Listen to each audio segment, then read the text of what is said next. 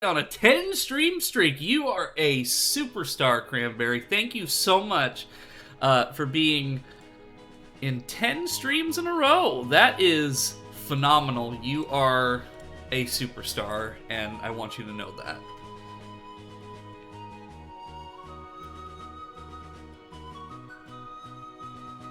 Yep, you are an Eno regular, and it is much, much appreciated. Trying to find a good spot for me. About right there. That gives me enough space to move. I would have that amount, but Twitch is being buggy.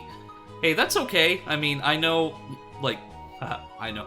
You guys are my regulars, so it's much appreciated.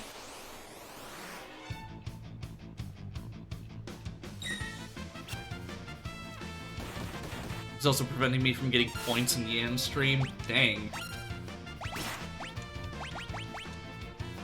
Yeah, like, that's the problem, is that whenever I nap, I end up sleeping a lot more than I should, because I have a really bad time of actually getting up at my alarm. But, I mean, I'm rested, but I think that's just the problem is because of my sleep apnea. I have a really hard time actually feeling well-rested after a sleep. Because, I guess the best way I could describe it is if I'm sleeping a whole night, and then I, like, say I get, like, 8 hours of sleep, because of my sleep apnea, like, micro-waking me up throughout the night, I usually feel like I've only gotten about, like, 4 hours of sleep, if even that. So that's one of the bigger issues.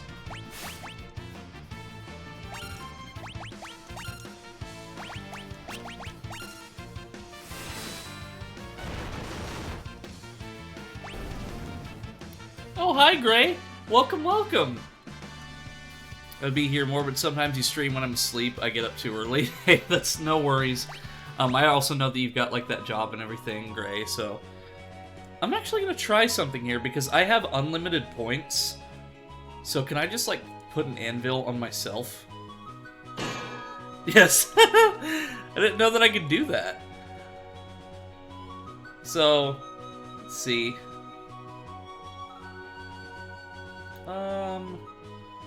Why don't we...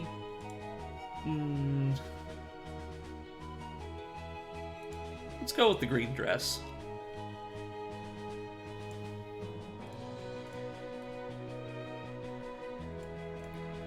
Just trying to play with my placement on the screen, because I've noticed that sometimes I get a little too cut off. Because when I look at the Twitch preview, like whenever you look down on live streams, like I'm a little too far down, so I think this will be good. Fits with the Tory Gate theme in the beginning. Yeah, absolutely. Oh, hi Amber. Welcome, welcome. Perfect timing.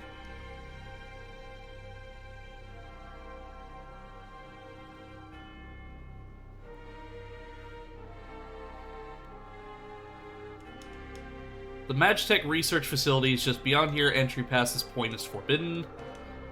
Are you going to say the same thing? Yep. I just love how some of the NPCs say the exact same dialogue. I'm a returner. I've heard all about you. I'll distract the soldiers. Use this box to climb up those and sneak into the research facility. Not yet. We're going to explore the rest of the city first. I'm also planning, as like I usually do, I am planning on having more outfits made. The next one that I have planned is kind of a proto-Eno outfit that fits with my lore. I'm gonna see about getting that made sometime soon. Are you loyal to the Empire? No. What? Wait, so literally, like, even as a joke and they get offended, like, it is now a death sentence?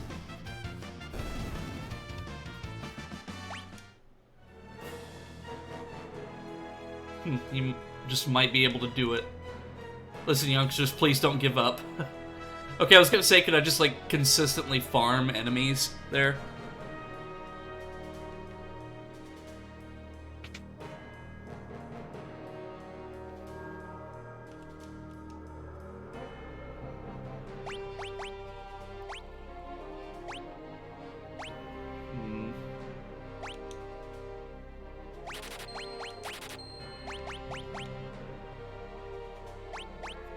give the dagger to Tasty, and then let me check the bastard sword and see if it's compatible with Runic. I'm sure it is because it's a sword. Let me see. View description.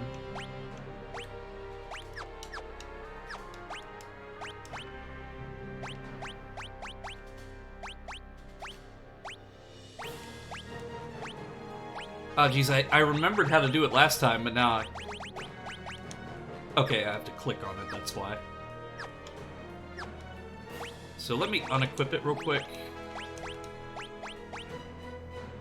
And then check the item from the menu. Okay, it is compatible with Runic. Don't want to make that same mistake that I did last time.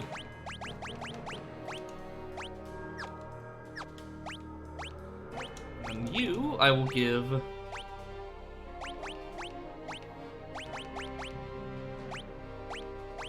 that.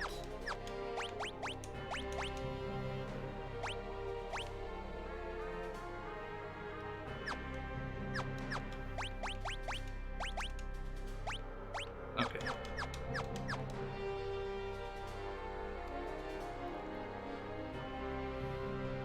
Oh, hey! Amber's on a 5-watch streak, so they're catching up with you, Cranberry. Not sure if that woman is really loyal to the Empire. Basically, she's just forced to support it. That poor sword, he never met his father! Hey!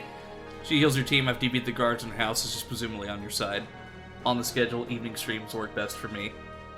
Yeah, like, the thing is, with my work schedule, I don't get out of work until 11 p.m. And it takes me, like, 25 minutes to drive back home, so, like, I would have to do, like, streams after midnight, which is fine. But at the same time, I don't want to, because I know that a lot of you are probably going to be sleeping by that time. So I'll probably do like a mixture a little bit. Like sometimes in the evening, sometimes in the morning. And then on my days off, I can just stream whenever.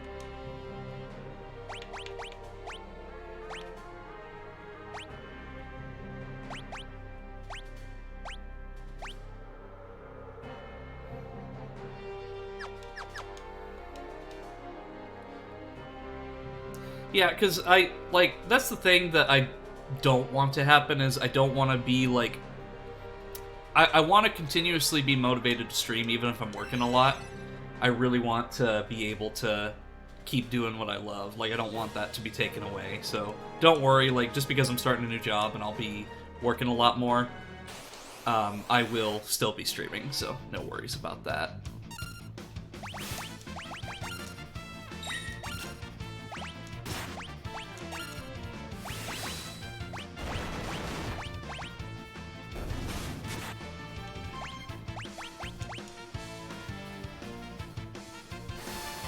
I also looked at the pixel remasters for the other games, and from what I could tell, the HUD is almost identical for the pixel remasters.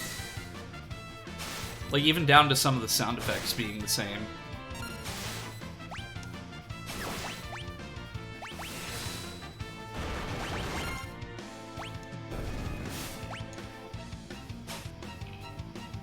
Oh, neat! I stole Phoenix down from him. That's nice.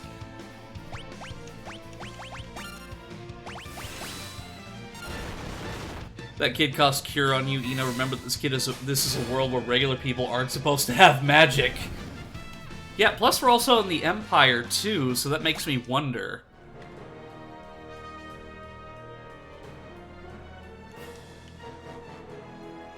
Okay, so we can't be spotted by the guards. Oh, geez, there's a ton of them up here. Yeah, I should probably go back down to go to the Magitech facility then.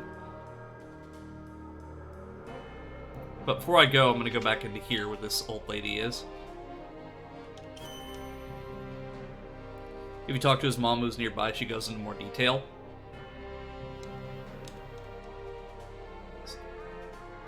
Sid, the director of Magitech Research, is a genius. He gave my son the gift of cure magic. Oh. her General Amber went over to the returners. Why join the side that has no hope of winning? Literally as you're talking to Amber.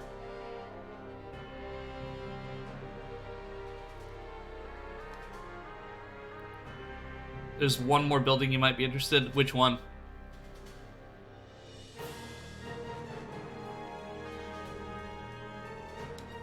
Left of the kid.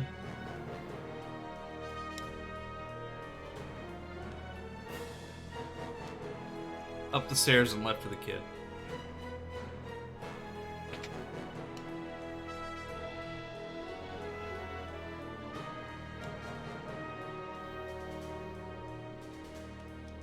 You're returners, aren't you?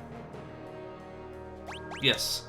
All the soldiers at the Magitech facility can use magic now, all thanks to that genius Sid.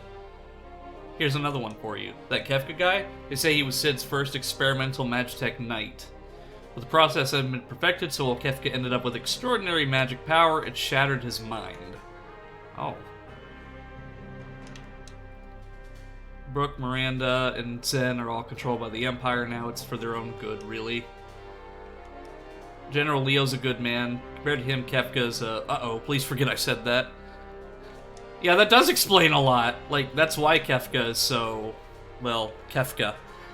One of these rumors about them extracting magic from monsters at the research facility are true. I see a lot of parallels between Final Fantasy XV's story and 6's story.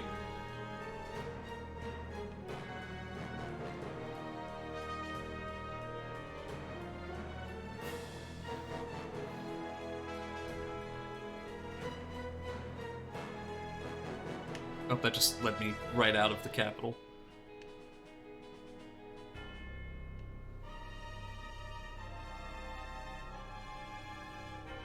Yes, because this gentleman who's going to help me is right over here.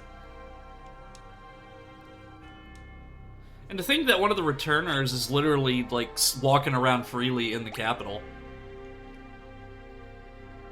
Yeah, it's just so dirty and industrial.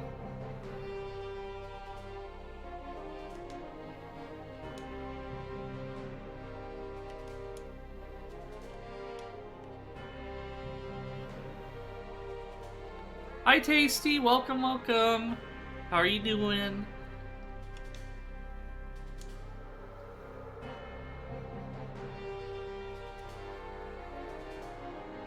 Okay, serious question. How's any train supposed to make those 90-degree turns? Right. Like, there's no way... like, you have to, like, have so much more space to do that. Like, even if it's parked, like, that would be nearly impossible. So I can go this way or the other way. Oh, no, just this way.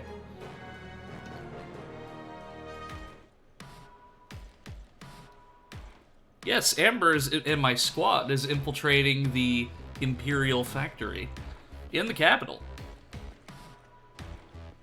You are too, you're just as complicit in this as I am, yeah.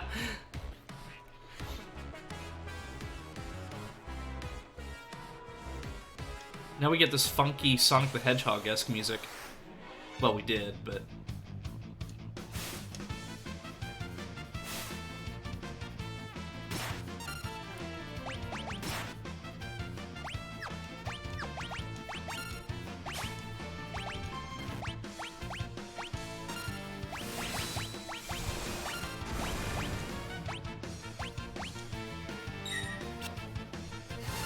Probably doesn't help that I'm glowing red, right? Like, you'd think they'd have more adequate security than this, but, you know, I'm not the one in charge of their garrison here, so I can't judge. Yeah, you get to suplex, like, whatever we may come across.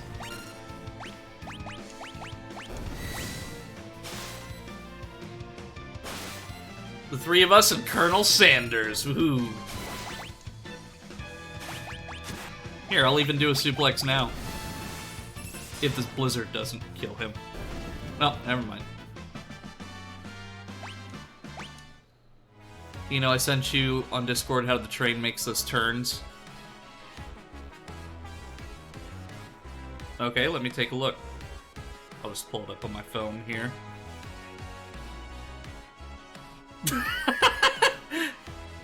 I'll show that image later, because that's really great.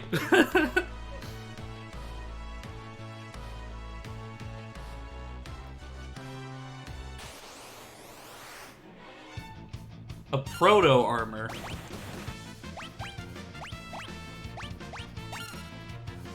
Onion Knights.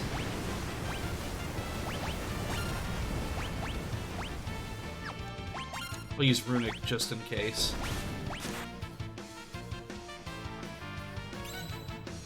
That's a typo, it's Frodo armor from Lord of the Rings.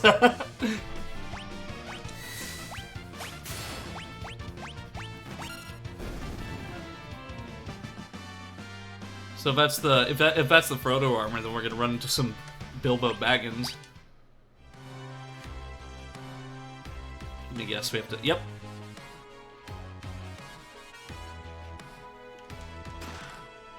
Flame Tongue.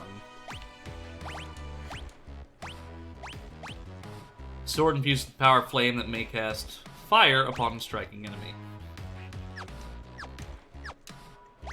Okay, but is that any better than what?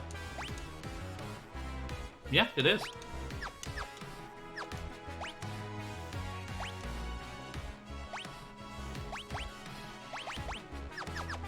Okay. Wait, is that a staircase? No, it's a conveyor belt that only goes down. Okay.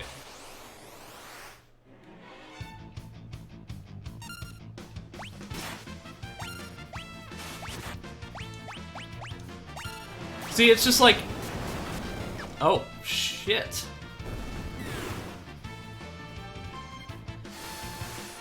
At the very least, it wasn't a Destiny Bond situation where, like, I attack and I lose my party member. Which would most definitely happen because it's me, and I still have not forgiven the Wobbuffet for taking out my Plusle. Or, no, it was my Minun in Pokemon Emerald. But yeah, I definitely see the utility of using Runic here. Because I didn't think that the Magitech Laser would be blocked by it, but it is. Imagine blowing yourself up and only doing 179 damage. Right.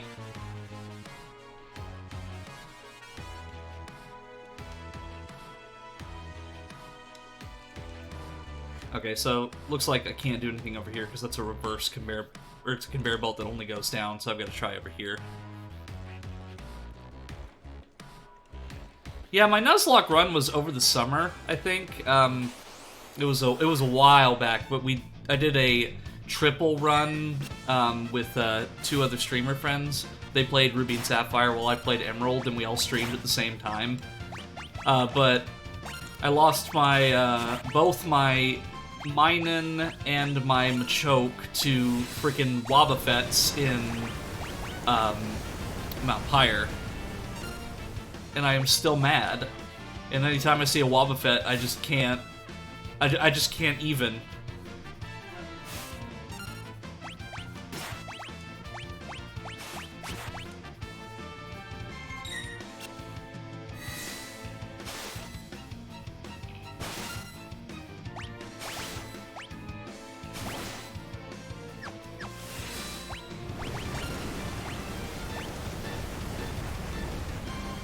Lots of gambling, yeah, because that's what Kara and I did. We just went straight to gambling in Mauville. I tried a Nuzlocke of Emerald once. Rival 2 destroyed my team, and I was left preparing for Watson with, like, the 4 remaining Pokemon. Yeah, like, I think it was I think Rival 2 was the one that wiped out my team as well. Like, May was brutal.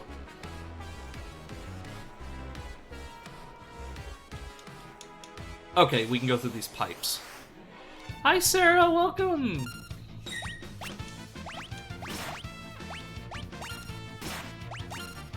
Yes, but rest in peace, my, Machoke named Al, and my Minun named Petra.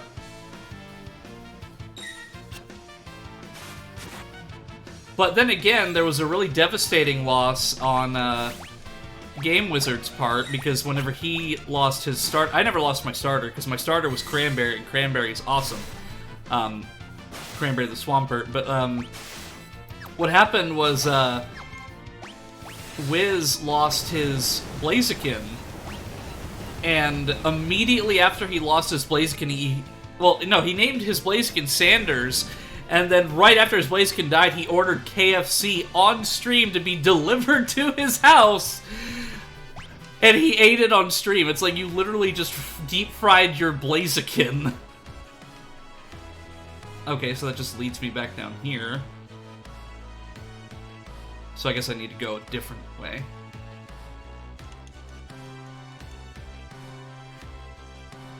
How's the game going? It should be. It is going okay so far. I'm just trying to figure out where to go from here. Okay, so that just leads me back down here. Rest in 6-piece combo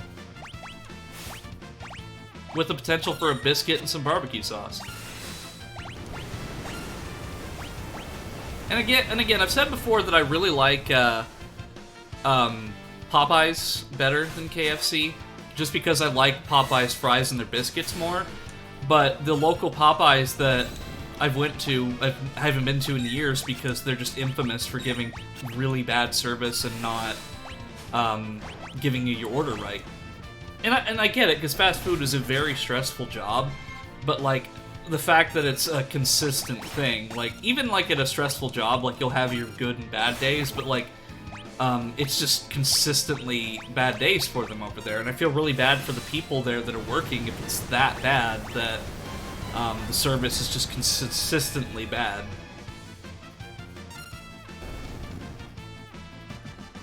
I've never had good Popeyes, but always had worse Arby's. Yeah, Arby's is kind of iffy on my part, too. Like, I like Arby's, but it's not my first choice. Popeyes does have good biscuits, not the KFC. Yeah, KFC's biscuits are pretty good. Like, I really like KFC's popcorn chicken.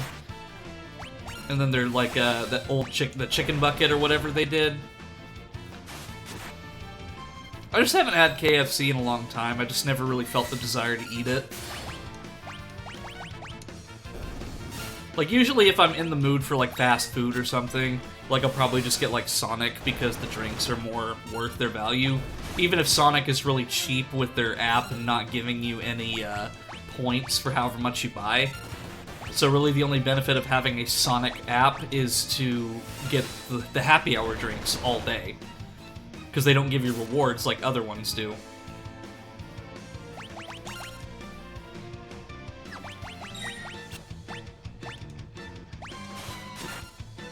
Oh, whoops.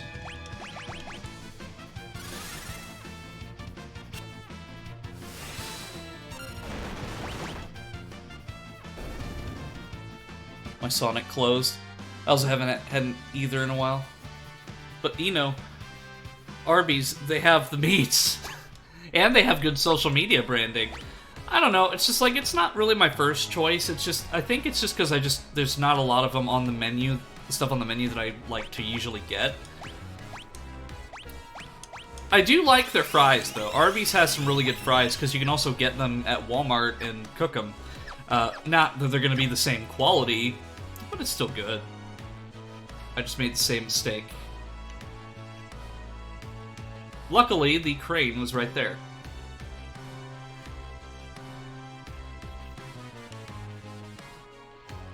I see other pipes, so maybe I'm just going the wrong way.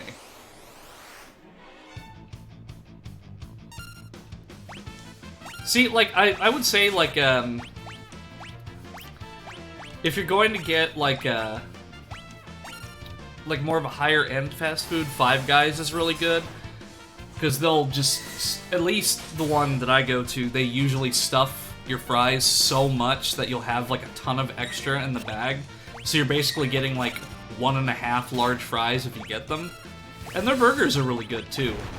But it's just, they're so expensive because they're, like, drawing the line of, like, fast food versus, like, sit-in restaurant. Like, they're kind of, like, in between. Like, they're still considered a chain fast food restaurant, but they just have really good quality because they make everything fresh. But that doesn't stop Five Guys from having really bad days, because I've had bad Five Guys. But for the most part, they do pretty well.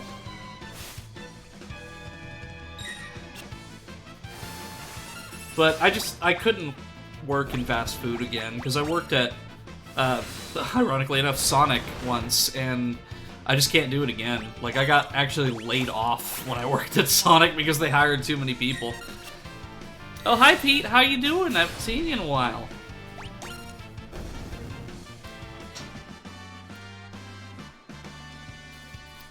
The chicken bacon can be good.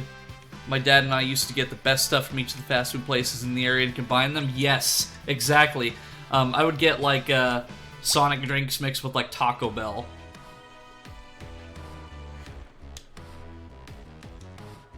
Okay, I can't go down there, but there are pipes here that I can go down. Oh. Well, I'll say goodbye to that treasure chest. But it looks like I can go right back up, so...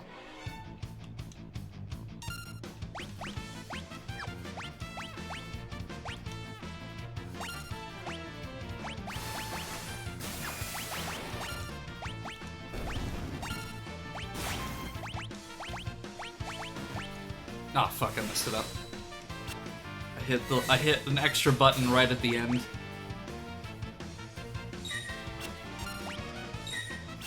Oh. Thank you for the head pat, Specs. I was looking at the screen, but I saw that you redeemed it, so thank you.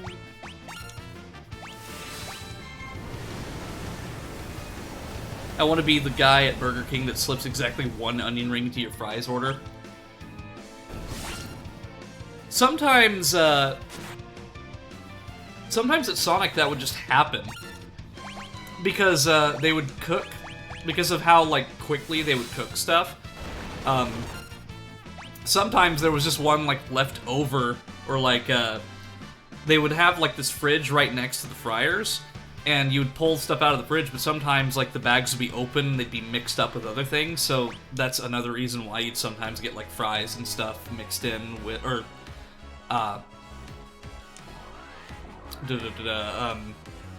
onion rings and stuff mixed in with your fries.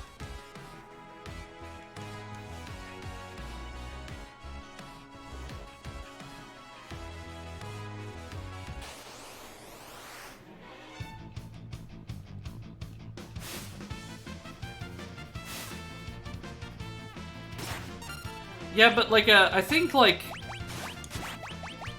That's the problem with my area, is that my area is basically, like, America Inc. Like, it's just... Like, if you look at, like, those Google Images results of American towns with, gas stations, and then a McDonald's, and then a restaurant everywhere, like, something that you'd see, like, on the highway, that's basically where I live. So you don't really see a lot of local, like, mom-and-pop places that you can try, and it's really unfortunate, because a lot of them either just went out of business, or they got, or alternatively, whenever the storm came through and they lost their building, they just didn't rebuild. AmeriCorp, exactly.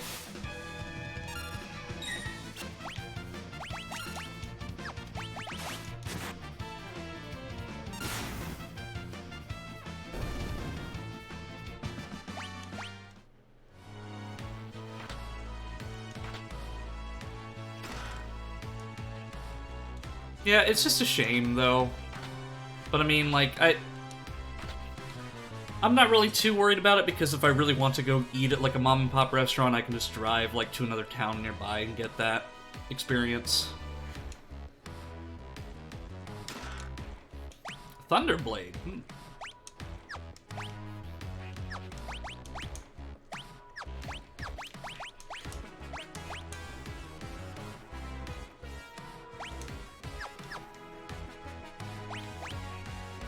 Wait, is that a one-handed sword?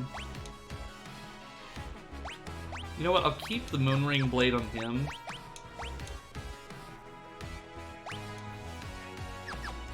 No, it looks like he can't equip it, so I'll just put the Thunderblade on him. If you use the Thunderblade, you will summon the Thundercats!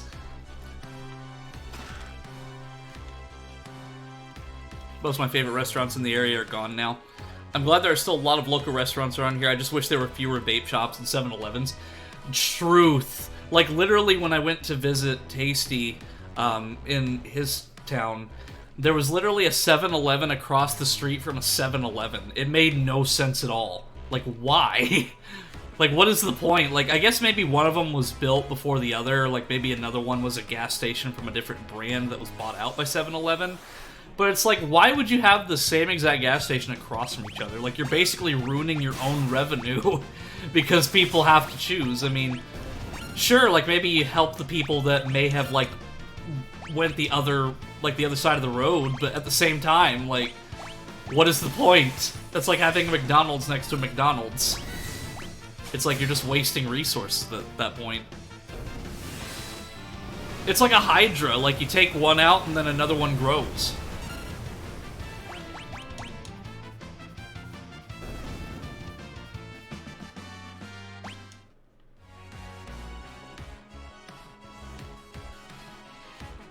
Okay, I'm gonna check this rest of this area first.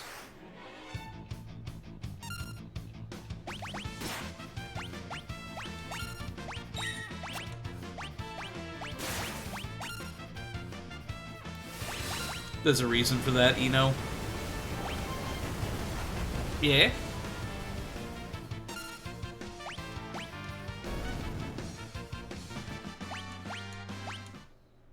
They didn't want to start testing cloning with Dorothy the Sheep. They started with 7-Eleven. Hey! See, I was having this conversation the other day at my soon-to-be former job. What is that, like what is that, like, go-to item that 7-Elevens are famous for? It's like a slushie or something?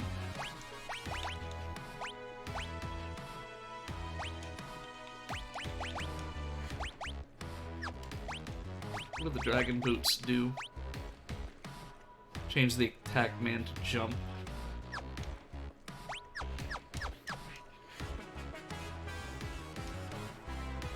Slurpee, that's what it was. I couldn't remember exactly what 7-Elevens were famous for.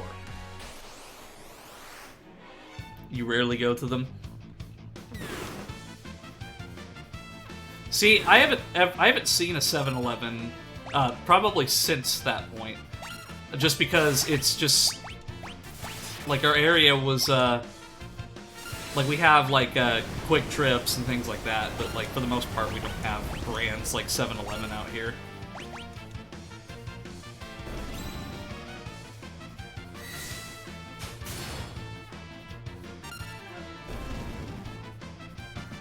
I wonder what they make in this factory.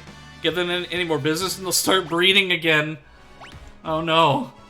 I mean, look what happened to McDonald's. Like, there's McDonald's literally everywhere.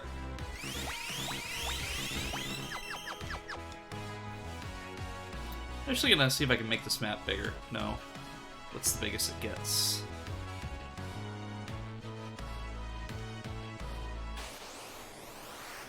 I guess it's a regional thing since I've never seen a 7-Eleven in my old home state.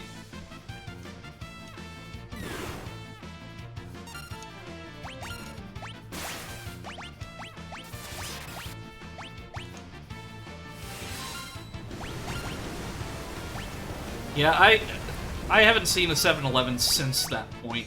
And I think it's just because the Midwest, like the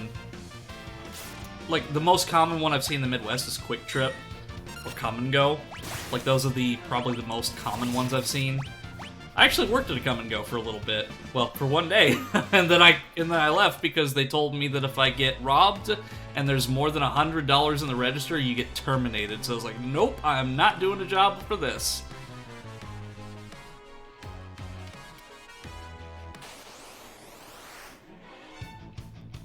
Plus, like, gas station employees, like, I have great sympathy for anybody who has to work in a gas station, because at least in my experience and Crazy Wolf's experience, one of my friends, a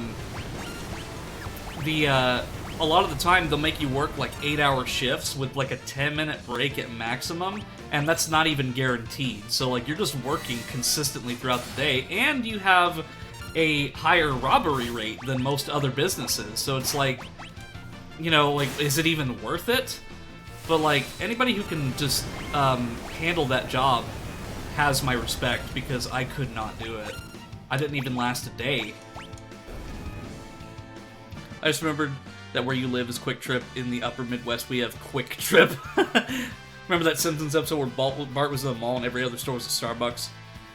Which is indisputably the peak of gas station development. 7-Eleven is super common here. In fact, I went there before your stream. Nobody should have to work a gas station job without a rifle. Yeah, I watched a documentary about some of the gas stations, I think in like Detroit and stuff, and they actually have bulletproof glass behind the counter. So like you actually have to pick up your item and then set it on this kiosk thing where they, like it's almost like a decontamination thing where they just like, you set it in there, they rotate it, and then it's on their side. They scan it, you pay for it, and then that's it. Like, you have no interactions with the gas station clerk other than that.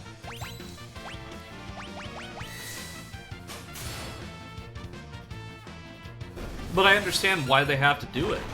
Because even, like, in my area, there's just so many, like... Because I remember whenever I went to my stepdad's family for Thanksgiving one year, and then, like, we were in this gas station, and this guy, like, who was friends with the gas station clerk, came in and was like, this is a robbery, and I'm gonna need all the money. And that was, like, that is, like, number one. Like, don't yell fire in a crowded theater. Like, that guy did probably what... That could have easily gotten him taken down by somebody who was concealed carrying at the time. We've been in the middle of a crime wave over here in the western states. It's the worst I've ever seen it in my life. When I audited gas stations, a bunch of places in the inner city had both the bulletproof glass booths and the armored doors. Yeah, and the gas station that I worked on that was at a, like, it was on the busiest road. I mean, it was clean, but it was just, ugh. What was that item I just got? It was like golden helm or something. Let me see if that's any... I'm assuming that's better than the mithril helm. Well, he can't wear it. What about her? It's not really worth it because it takes away some of my magic. But can he wear it?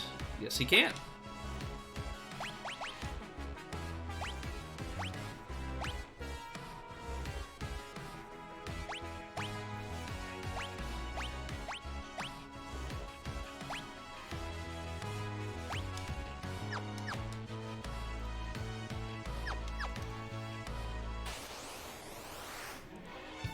Yeah, this place is brutal with this encounter rates, but I mean, it is an Imperial base, so I'm not really surprised.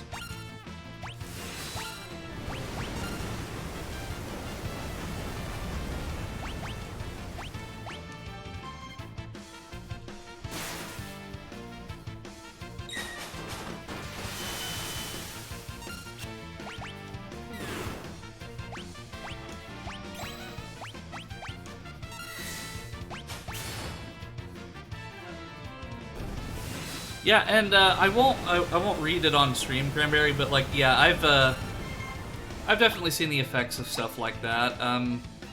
But the thing is, like, the town that I live in has always been like a criminal hive, so like I've kind of used to not feeling safe walking around at night and things like that.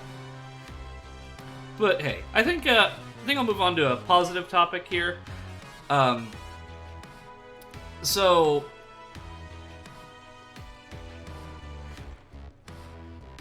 Ugh, whew. How was everybody's Thanksgiving? Or rather, like, how was Thanksgiving, and how was everyone's week so far? Because like this week has been kind of like really quiet. Like I haven't really done anything crazy this week, but.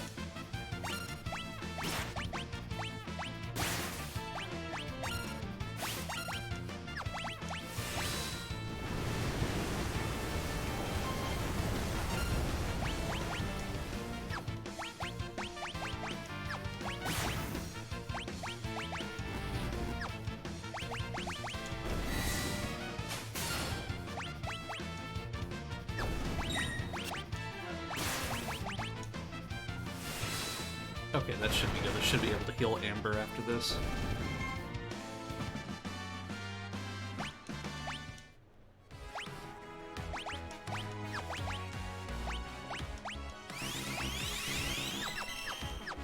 See, I have... Okay, good. I do. So does this lead anywhere? No. Been quiet for me too, really. Mostly been watching your guys' streams. Eno's Final Fantasy VI motivated me to replay Final Fantasy III. Awesome, Cranberry. And I named a char, Eno. This week has been interesting, both streaming and projects. Yeah, like, I've been really excited to see you stream big, and the fact that you were inspired to do so, from, like, me and then from Kamikaze Mixtape, like, that is just awesome. Like, just knowing that people were inspired to try something because of me is really heartwarming, and it means a lot.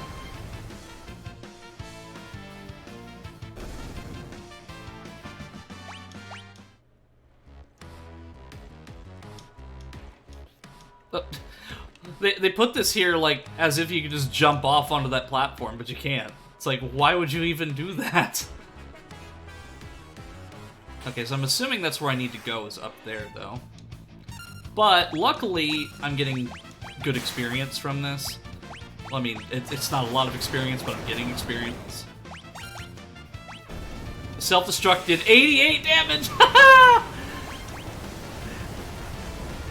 Take that, Wobbuffet!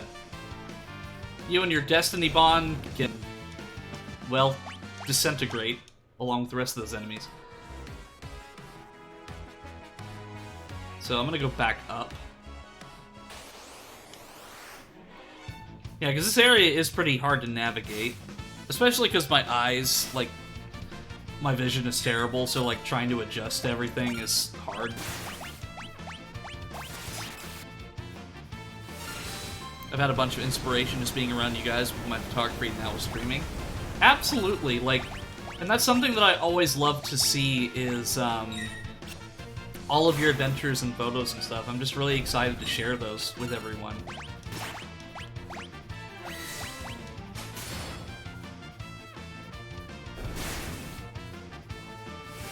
Because I think of it like, when I was younger, like, that's something that I always wanted was, like, a platform to share my creativity and the things that I enjoyed, but, like, I never got that opportunity, so I like to give that opportunity to others to kind of, because I genuinely want to, and because it also makes me feel better about not being able to have that for myself in the past by giving it to others.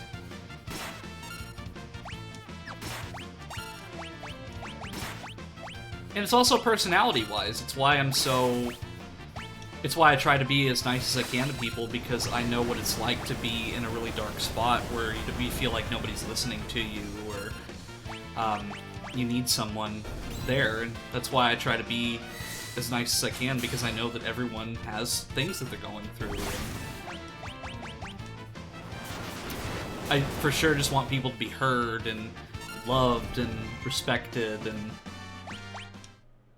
that's what I want to do.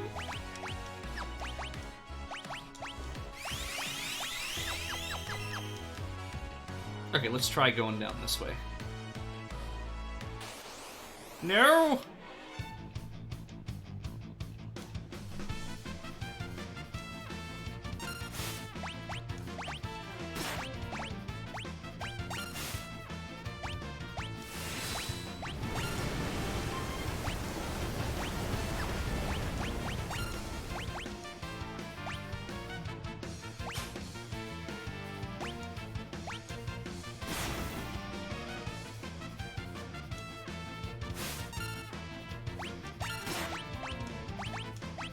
At least with Rising Phoenix, it's an AoE, so I can hit everything at once.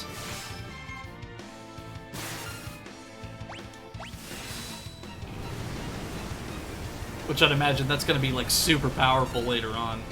I mean, it already is, but, like, I would imagine, like, at some point I'll just be, like, one-shotting everything with that.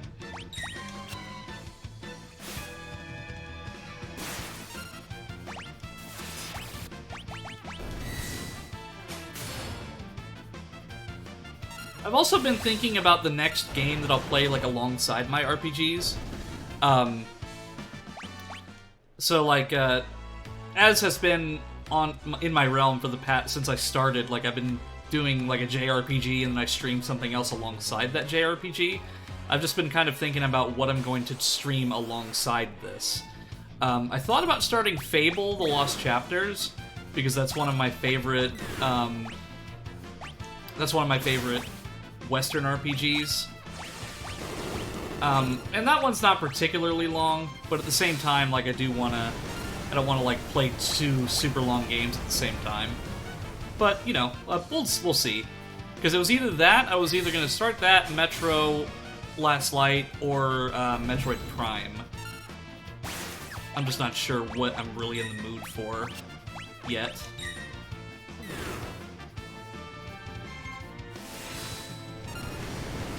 Oh yeah, Yomawari. So Yomawari, I'm actually going to save that until closer to Christmas, because it's going to be my Nightmare Before Christmas game. Oh yeah, and I also bought Metal Hellsinger as well. I hear that this really great game where you play as a half vampire going through a monster-filled castle. Yeah, I know, it's Castlevania. Yeah, that's another one. Castlevania's another one.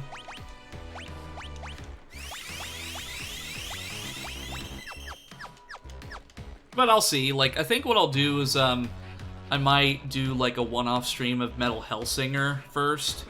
And then after that, I will move on to another game.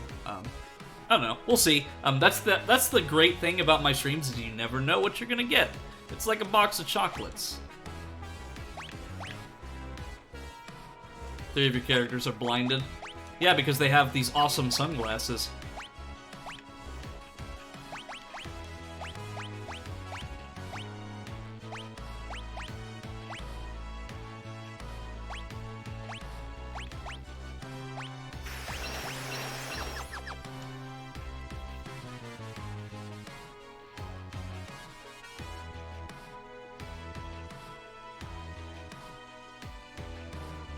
Just kind of planning my route a little more. Because I've been in this room for like 20 minutes.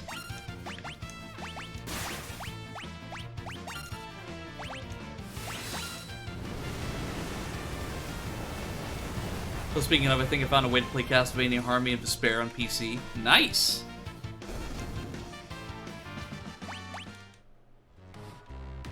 I'm gonna try going back up here. Worst comes to worst, I'll consult the map.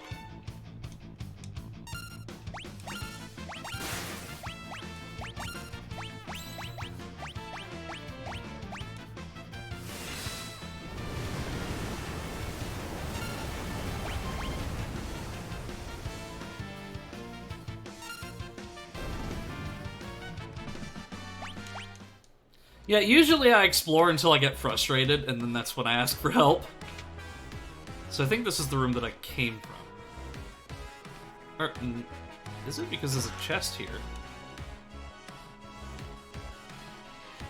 I don't know, was that the room that I came from?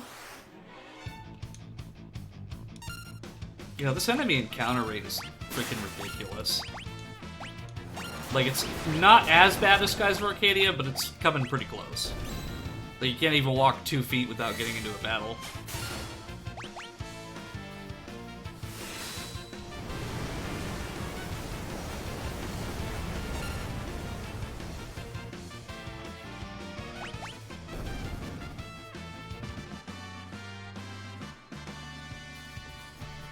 There's a lift in the room near the treasure chest, which dropped the lower room. This one right here.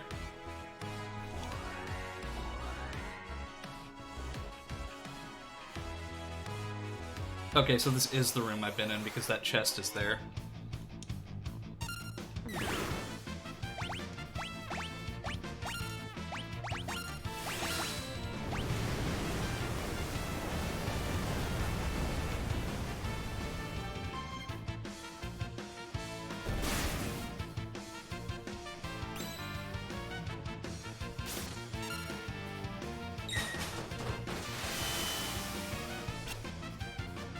Yeah, I think I'm gonna go back into that lower room. It seems like I kind of was wasting my time coming up here.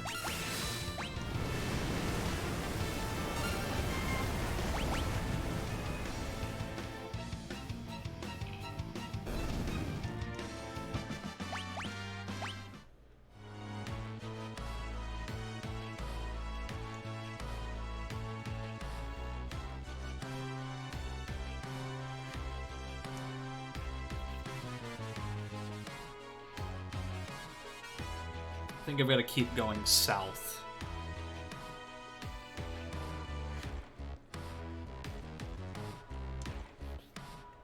Oh, I didn't even notice this conveyor belt here. Nice.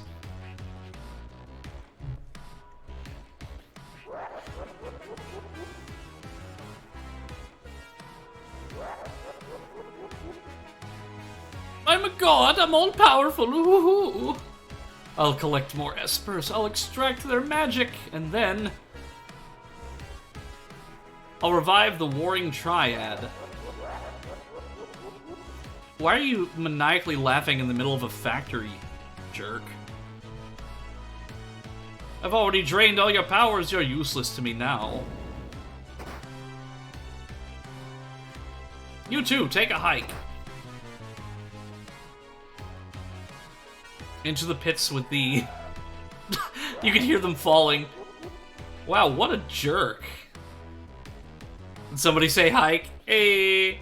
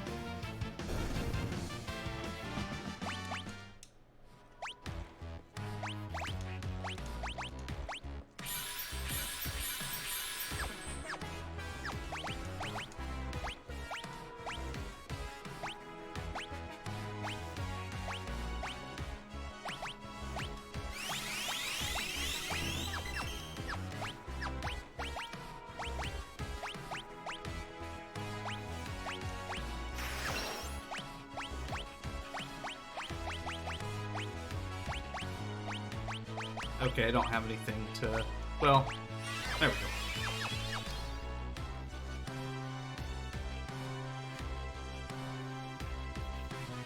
I mean, that takes me straight into the abyss. Oh, what should I do? What should I do? You know what? We're going down. We're gonna go rescue those espers.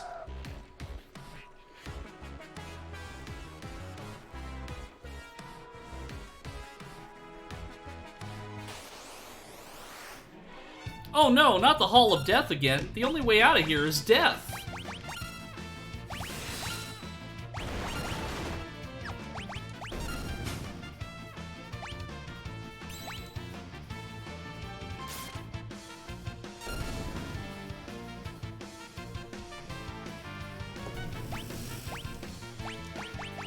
Yeah, Mike Dawson in Darkseid was so weird, but I was so devastated with what happened to him.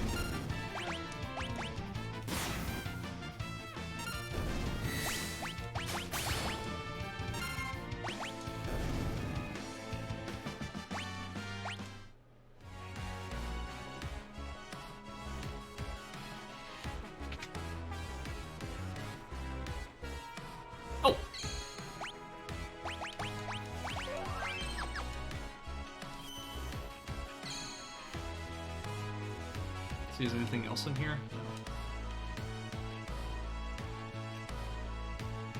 Oh yeah, like that was such a strange game, but it was worth it, I think. Like I really loved watching you play it.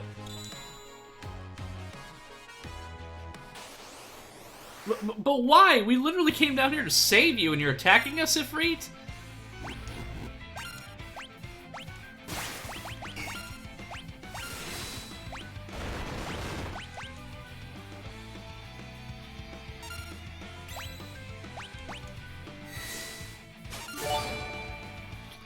Oh, thank you, Pirate Fox. Hey, how's it going, my friend? Thank you so much for the gifted subs. You're awesome as always, my friend. How are you doing?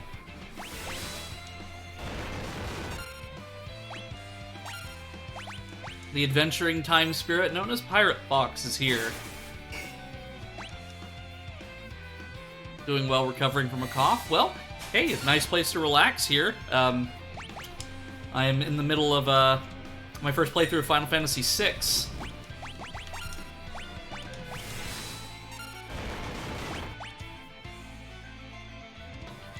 I like how Ifrit's just in the top corner there. Like he's not even... Oh, Shiva! I think Shiva was the other one that was in this room. And naturally, she's immune to, like, the Thunderblade or whatever.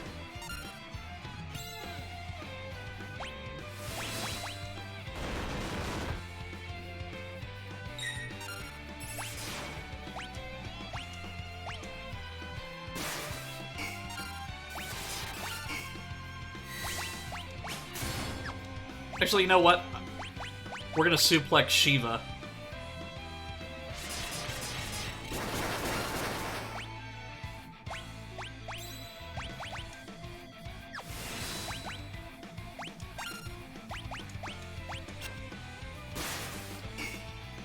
I was told I got gifted. Yes, you did! You got a gifted sub, and hi, Katie, welcome!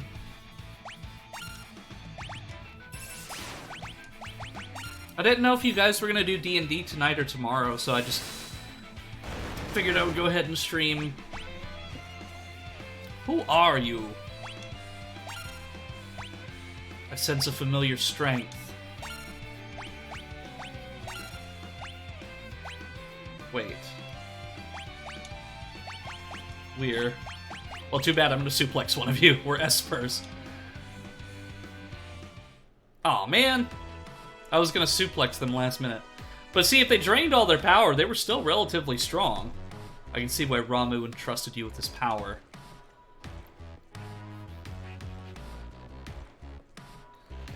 Let's go. Thank you, sweet friend, wherever you are. Yep. Thank Pirate Fox. He is a spirit friend. Him and I are both the same kind of spirit, except he has black spots on his ears and tail, but we look very similar. We're going to do it tonight, but he ended up having to go on an out-of-town call, so he won't be back until late. Probably do it tomorrow. Yep, Inochi. That's where my name comes from. Ino, short for Inochi, which is life. Because I'm a life spirit. Though, my lore is a little bit different. I'm kind of like, kind of more like a spirit guide-esque, like, Grim Reaper type figure, but not in the scary way, if that makes sense.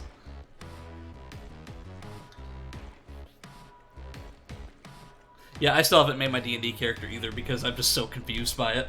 When they finish draining us of our powers, they dump us down here to die. We haven't much time left. Gestalt has captured many more of us. They're all here being drained of their powers. I, too, suffered my turn in one of those capsules. We and Ramu are siblings, each of us born with different elemental power. If Ramu is willing to give you his strength, then we shall do the same. Our friends are also running out of time. I'm sure they will lend you their strength as well. Nice, I got Ifrit and Shiva on my side now. But I am going to come in here and heal and save.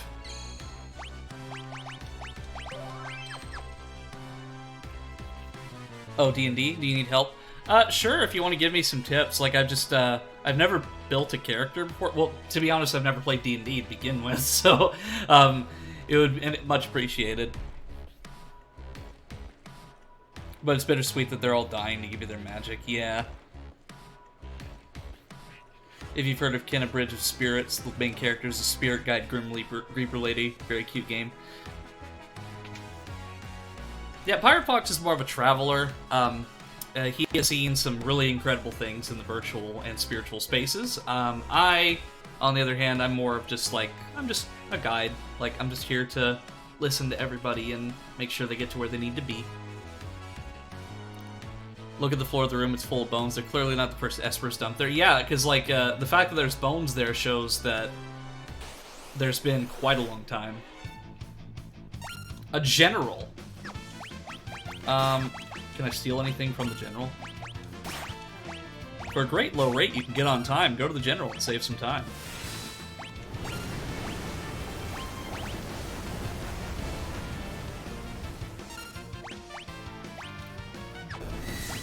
I prove every day that those old, like, 90s and 2000s ads were 100% effective because you remember the jingle years later. I have a structured settlement and I need cash now. Call JG Wentworth. Geico, so easy a caveman can do it. If you want to, you know, just hit me up after stream, and I've slept most of the day, so I've got plenty of time to help you. Sure. Did you beat... Yeah, I beat Shiva and Ifrit. I got their, I got their Magicites, so they are now on my party. Well, they're... I have them, but I haven't equipped either of them. You're gonna like the way you look. I guarantee it. Men's Warehouse. I've only ever been to a Men's Warehouse once when I rented my tux for my high school prom. Save for that, I've never walked into a Men's Warehouse and had any intention of buying anything.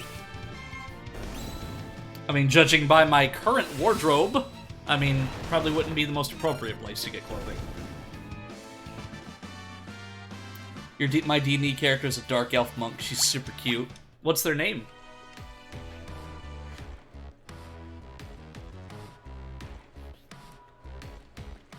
Tubes.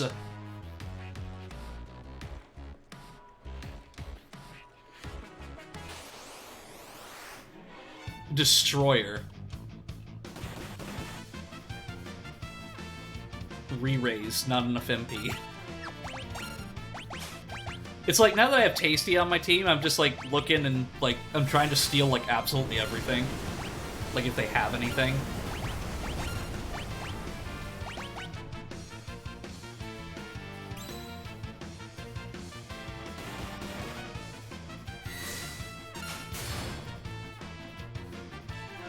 Mira.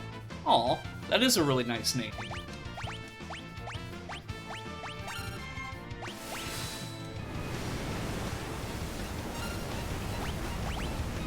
I'm just terrible with names and like creating characters. So like usually like I'll ask somebody else like for their opinion and then I work off from that. It's hard for me to think of stuff on my own. So like I usually ask for help when creating like outfits or like things for characters. A stone blade.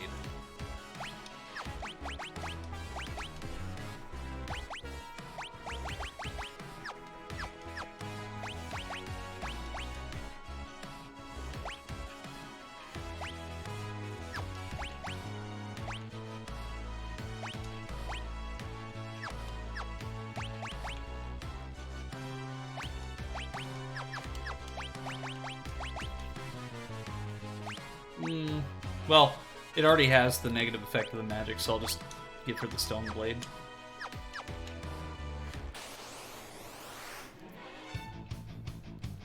I have a character close to that name, a shifter sorceress called Myra. Which version would you be playing on D&D? Yeah, which version of D&D are you guys playing, by the way?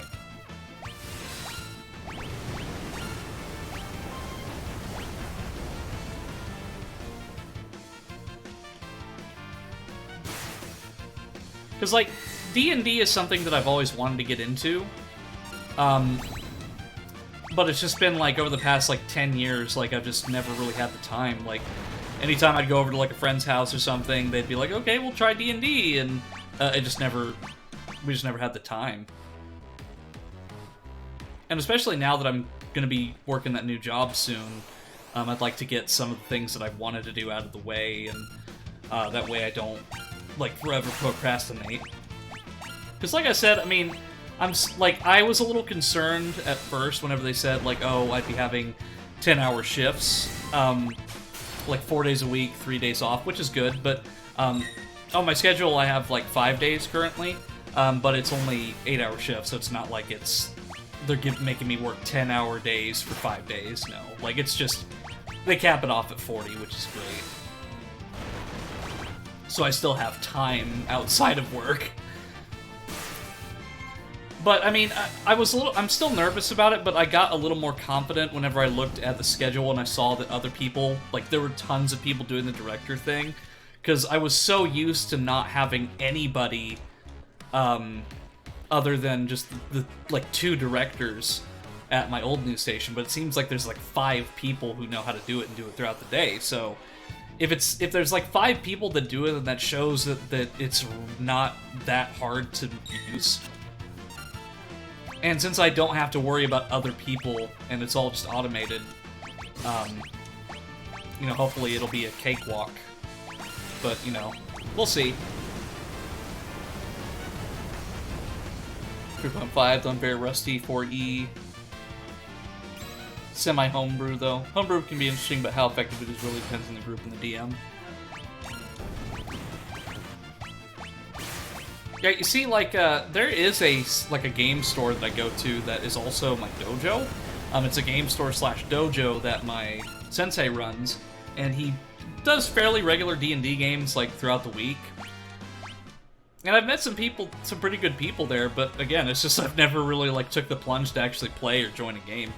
The most that I did was a stream with Sarah, my mod, a little while back, where we did some tabletop. I don't remember what we played. I think it was, like, Merchant's Cove. And that's probably, like, the closest to, the only tabletop game that I've really ever played. Oh yeah, my sensei's awesome. Like, he lives within his dojo, and it's a game store, and he has a, he has his own little tavern area where he has, like, a wooden, like, a barrel that has, like ales and stuff in it. It's really cool.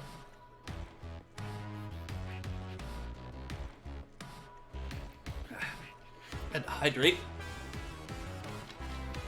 Need to... This Saturday, I need to go in early for more sparring, because I have to spar 2 more people before I have enough stripes, so to speak, in order to test for my next belt.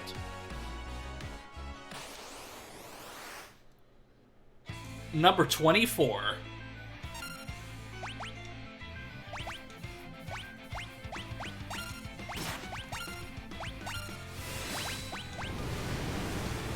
What belt are you? Currently, I am a yellow belt, which is the second one.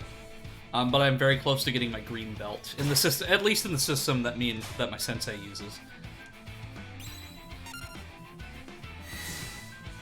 Time commitment is why I never got into it. Yeah, But, like, whenever you play a good D&D game, like, I've seen, like, stories of people who have been playing, like, the same game consistently for, like, 40 years.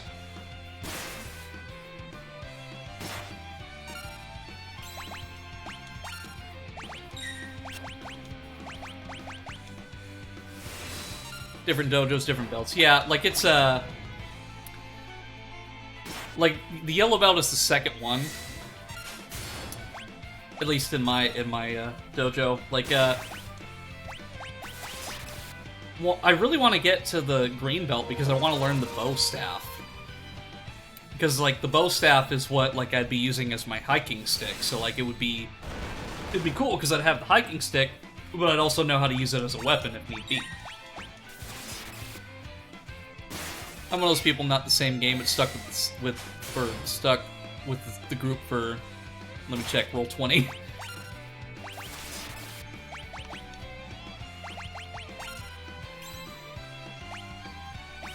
if I can steal anything else from him.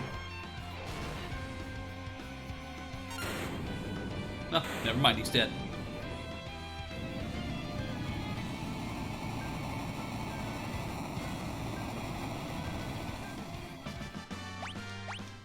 Ice brand.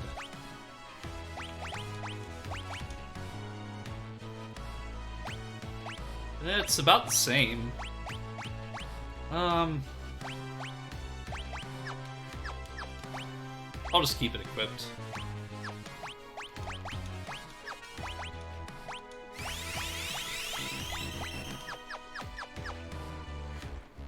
Same power, different elements. Yeah. That's kind of what I thought, because, like, I got a lot of different swords that have, like, different elemental powers. So, like, I got the flame sword and then the thunder blade and stuff. Almost 10 years, 9 and some change. Yeah, so it's almost like you started, like, whenever I was going to start, but I just never, like, took the opportunity to actually, like, deep dive into D&D. You wish to help us, but we haven't long to live. We will follow Freed's example. Our power we entrust to you. What are you doing over there?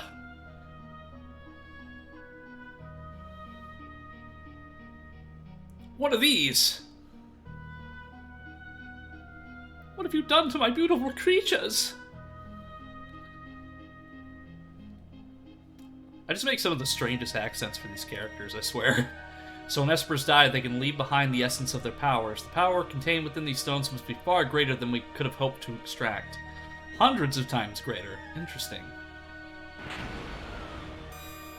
But they're all coming to me.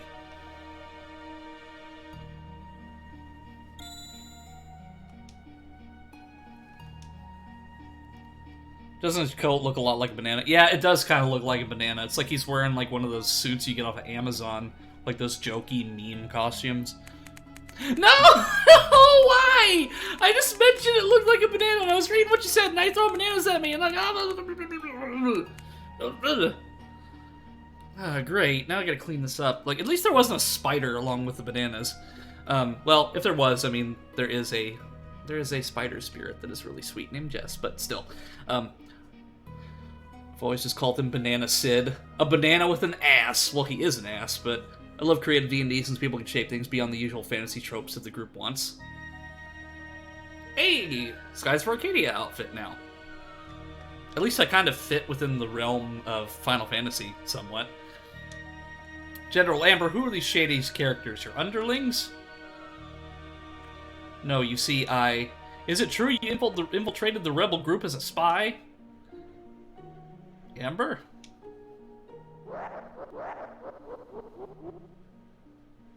Oh, I see. Magicite. Excellent work, Sid. General Amber, we needn't keep up the charade any longer. Bring me those Magicite crystals. Amber, you tricked us? Of course not. Please trust me. I knew she was not to be trusted. Oh, please tell me she's not actually betraying us. The sweet taste of betrayal. Oh, Amber, that's so you. Tasty, believe me. I... would never betray my friends and Tasty. Now! Kill them all! Tasty, let me protect you for once, and maybe then you'll believe me. Amber, what are you doing? Stop! Hammer time?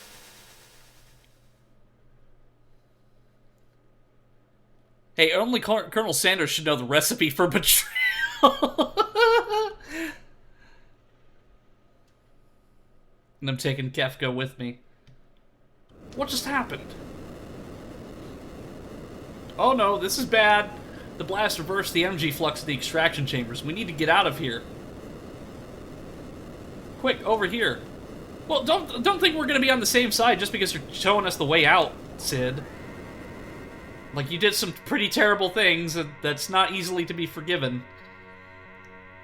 Oh, what have I done? There's no excuse for it, no matter how much Kefka may have threatened me. Draining the life energy from Espers just to make people stronger. You've helped me come to a decision. I'm going to talk to the Emperor and make him realize how foolish this whole war is. Yeah, that's gonna work out. Especially with egotistical leaders. Those chicken spices are flavored with chicken tears. Yeah, I really hope that Amber's not dead. Like, Amber, like, I've grown really fond of throughout this playthrough.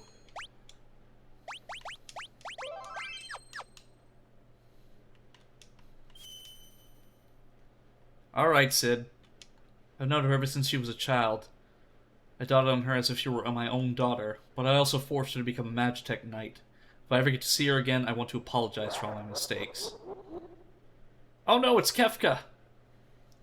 Go!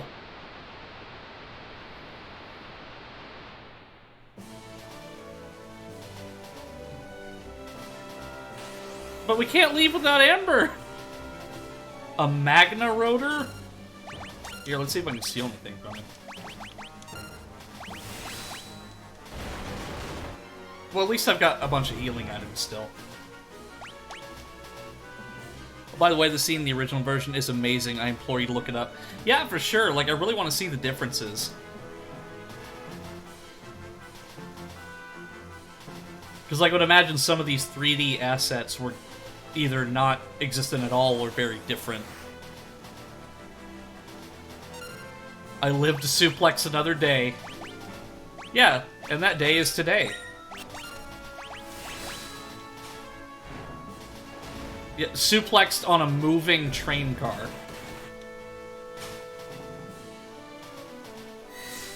The way the SNES did this is incredible. Yeah, I'm really excited to see that. Like, I also need to look up the Opera House scene. It's not as clean as what you see here, but for the time it was amazing. Yeah, and, like, I was really amazed at Star Fox SNES when I played it on stream, so, like, I'm really interested to see, like, what the SNES was truly capable of.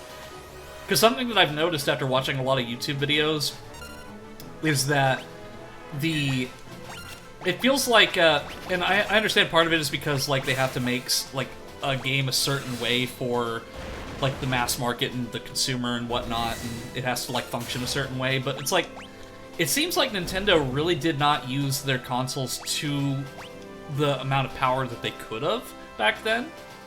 So, like, there's a lot of stuff they could have done, but they had to, like, hold back on.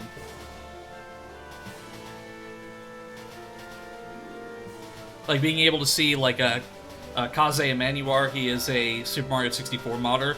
He was able to get the game to run at, like, a consistent 60 frames per second with, like, much better looking visuals that are much more smooth. Oh, the original version of this cutscene caused me nausea. Well, still, I'd like to see it, because, again, like, I'm just really interested in how different it is, and, like, just, it's... historically, it's just really cool. Because I would imagine, like, in the future, like, what we... like, right now, Unreal Engine 5 looks incredible. Probably one of the most beautiful game engines right now.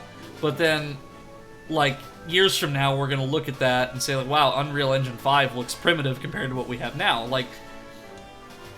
and that's what's going to be really incredible about the future, is just how graphics fidelity will change. And then we'll be at, like, what, Call of Duty Black Ops 6 at this point? At that point, maybe? Because Activision just makes the same game every year.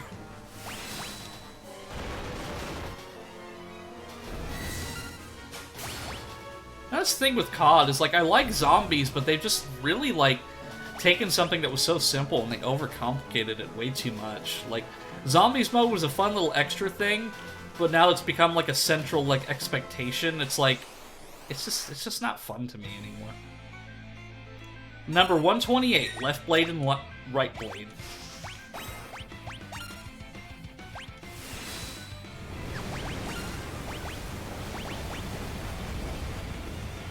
Need to heal Tasty in the next turn. I just like this boss somewhat.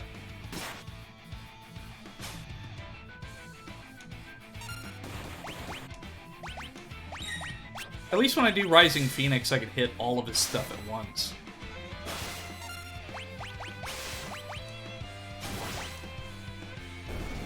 Don't underestimate it, Eno. This boss will be tricky and if you lost your healer. Yeah, that's why I'm being really careful and I'm trying to hit everything at once, kind of like covering all of my bases. Gotta learn to never underestimate. Okay, so he's like a health stealer. And then he revives his blades.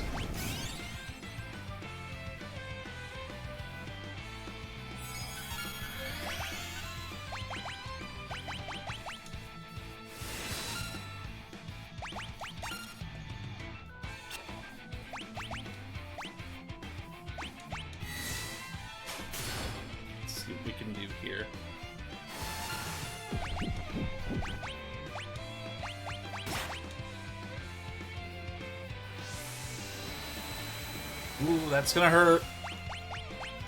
Oh, well, surprisingly it didn't hurt as much as I thought it would be, but I'm still gonna heal Tasty just to be safe. And then I'm gonna have Big use Rising Phoenix again.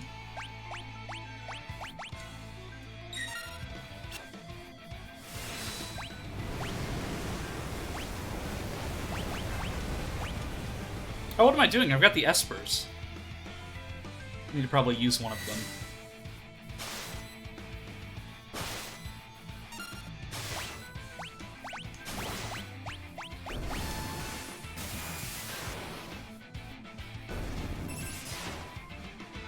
Yeah, plus we also don't have Runic anymore, so I'm gonna be hit with magic.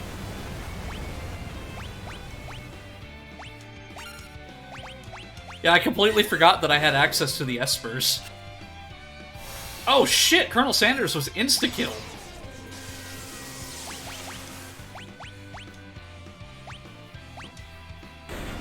Well, we killed the boss, but at the same time, Colonel Sanders is still dead, so...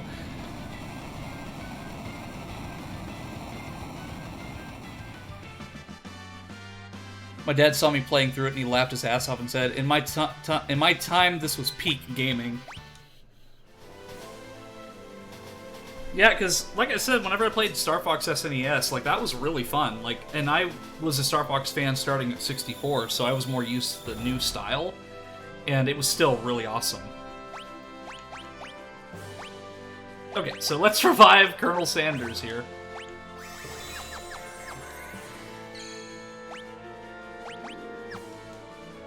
Let's see, is this just the city that we're in? I'll use some of my potions, not to waste a high potion.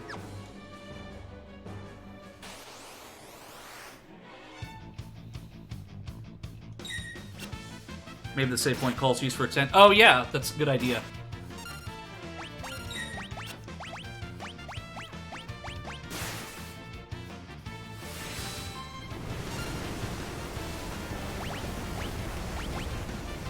The only magic I was allowed to use was the base learn sets of the characters with natural magic.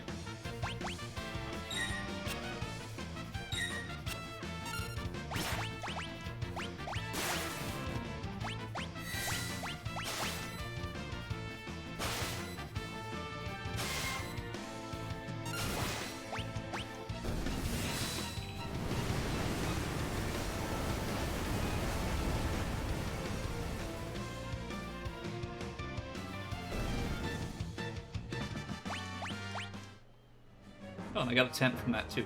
Nice.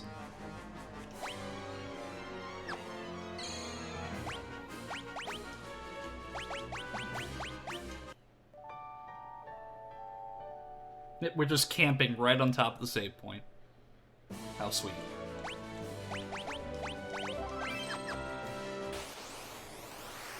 Literally right after Chaser.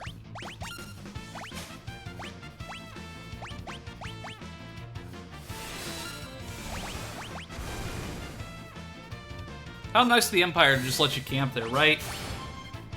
Like, we didn't have to get a permit or anything. They just let us make camp there. A trapper. Well, 3 trappers.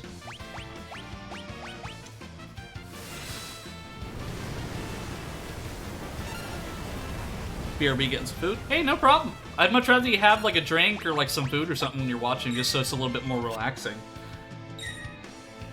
Level 5 Death. Program 18.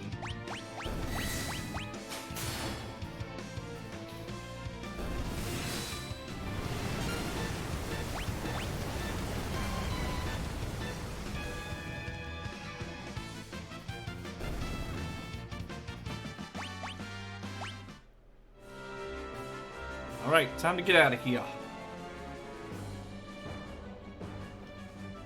Oh, hey, there's Alucarbies. You were taking too long, I got worried. Where's Amber? We can talk about it later, let's get out of here. Ironic that we were talking about Arby's earlier, and now we've got Alucarbies.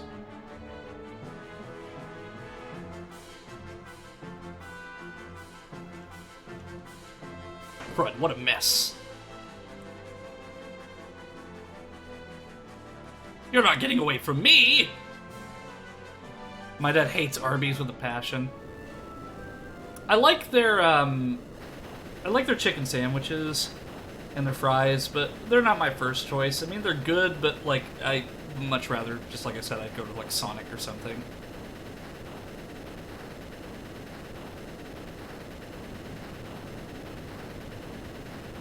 We better not overstay our welcome. Let's get out of here fast. It sounds like an excellent idea, but it seems rather in demand. Here they come. What are those mechanical monstrosities?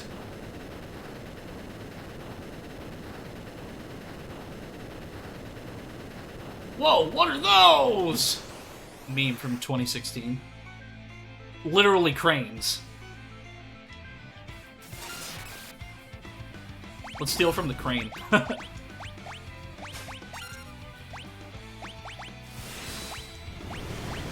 Ah, lame.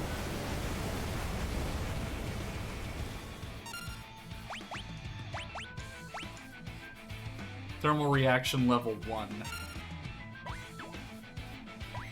Oh, hey, it's one of my brethren! A rabbit!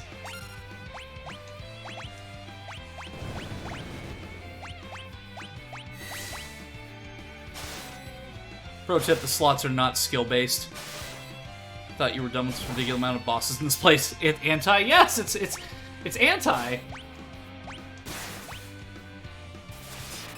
Okay, like, I was worried with the slots, though. Anti-rabbit.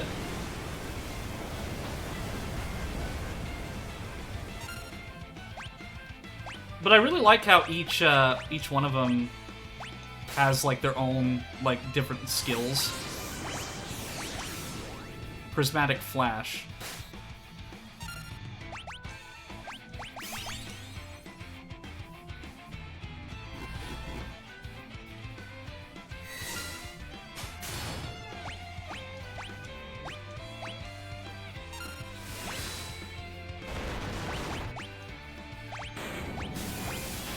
Okay, there's one crane.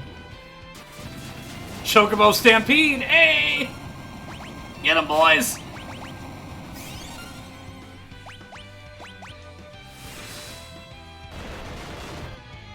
He's literally punching metal. Would he be backseating to issue an important warning? No, that wouldn't be backseating, that would be, well, warning. Where's Anti? Is he here? I think he's probably playing, like, Call of Duty or something right now. He's been really into the Modern Warfare 3 lately. Chocobo Stampede will forever haunt me after playing 14. There's a very, very small chance for slots to party wipe you for fun. No! I'm worried about Prism. I'll explain everything on the way about Prism, the Espers, the Returners. I mean, that's kind of like how slot machines work. It's either you get like a really good payout, or you're gonna get all of your money taken from you. And again, the house always wins.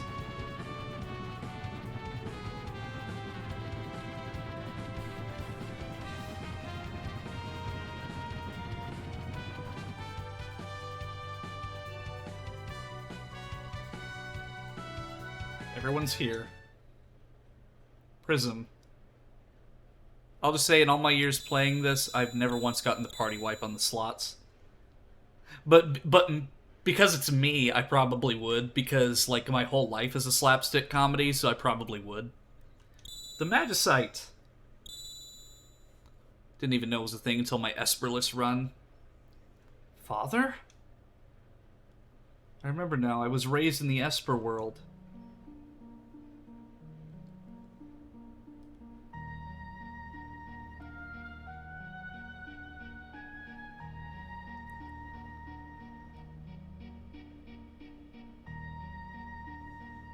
Oh, I'm playing as them. And they've still got the Bitcoin beds. Like, I guess even in the Esper world, like, cryptocurrency is still a major factor in their world.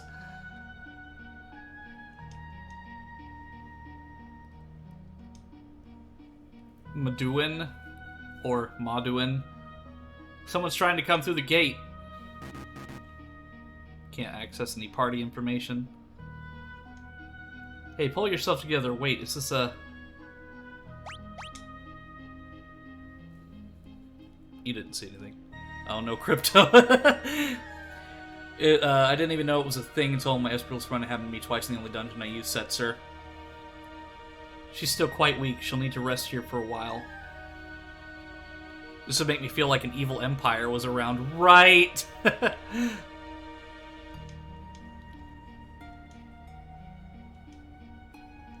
Did I wake you? You're an Esper? What's that pendant around your neck? I'll give it to you. A charm from the Esper world. The Esper world, so that's where I ended up. Everyone has had a loss as to how you, a human, could have made it into our world. You're the one who saved me, aren't you? My name is Madeline. I was sick of living in the human world that's nothing but a pit of greed and hate, so I wandered out into the storm, and before I knew it, I was here. They say that humans and espers can't coexist. Are you saying you don't want me here? No, I'm just not sure. I'll return to my own world tomorrow. Alright, someone can show you the way back. Is this like the inklings of a love story that we're seeing here?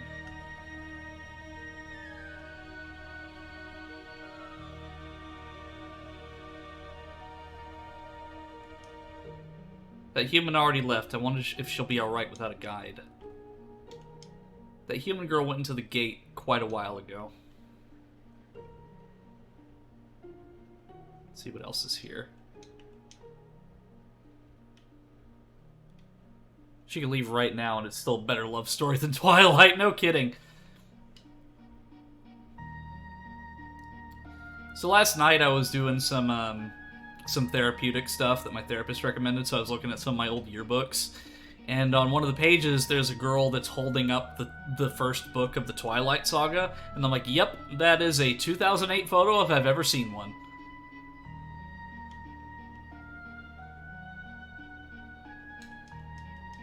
For centuries, no human has wandered into our world. Why does it happen now, after all these years?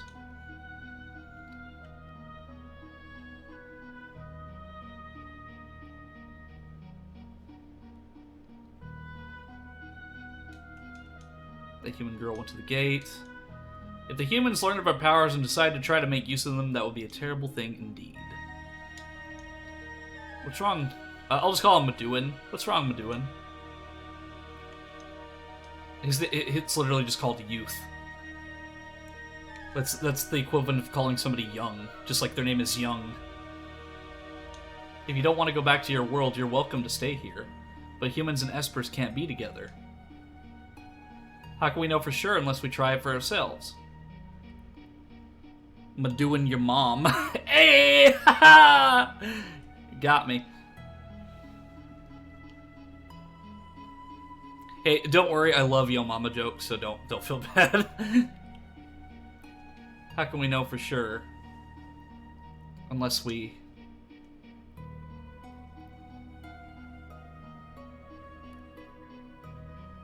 try for ourselves.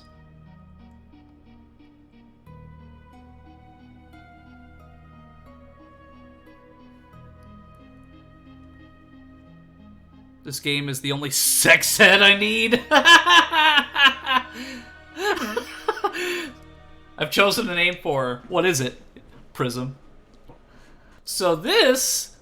okay, so that's the best explanation of the birds and the bees that we need, is that, like, your parents go to the world of the espers and they do some affectionate talk, and then somehow a child comes out of that. Baby forms when two swirls around in the air and just release dust. The nexus between our worlds is open again. The storm is just like the one 2 years ago. Oh, here's the Empire. But this is different from the time Madeline came here. This one brings with it an army that seeks our magical powers. Yeah, they're literally just, like, beating them and taking them away. Ugh.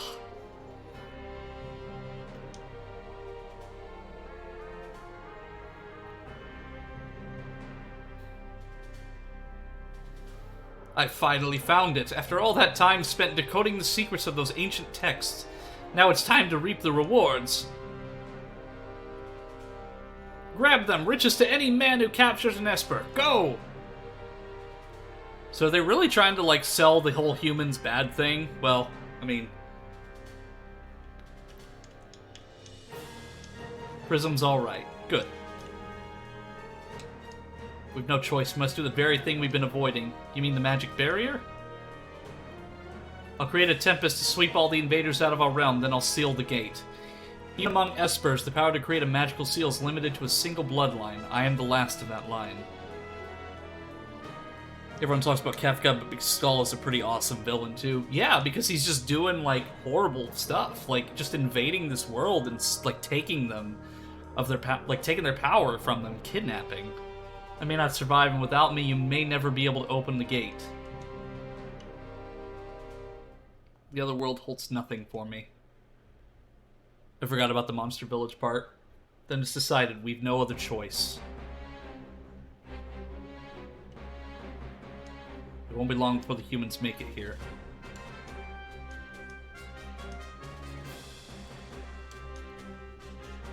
This is all because of that human woman. Nonsense! She could have led them here for all we know. Enough! But she's one of them. It'll only be a matter of time before she wants her power. Oh no! Kefka does it because he enjoys it, but Gestalt genuinely just doesn't give a crap. He wants power and he wants it now. They're two sides of the same coin. Like, Gestalt has a more, like, he knows what he wants. Kefka is just like, you know, I just want total destruction. Like, I don't care what happens. Like, he just does it to does it. Does it to do it. Oh no, but it's already too late. I've begun activating the seal. Lawful evil versus chaotic evil. That's probably the best way to put it. We're being pushed out.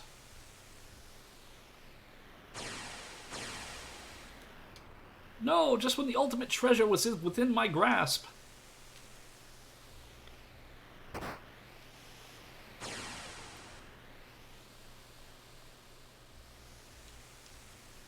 Doing I'm nothing like them. I know. Thank you. Will you come back home with me? Yes, of course. Prism, no!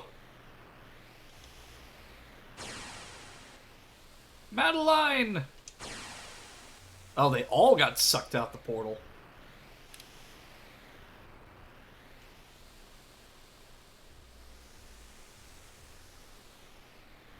A human woman and a babe?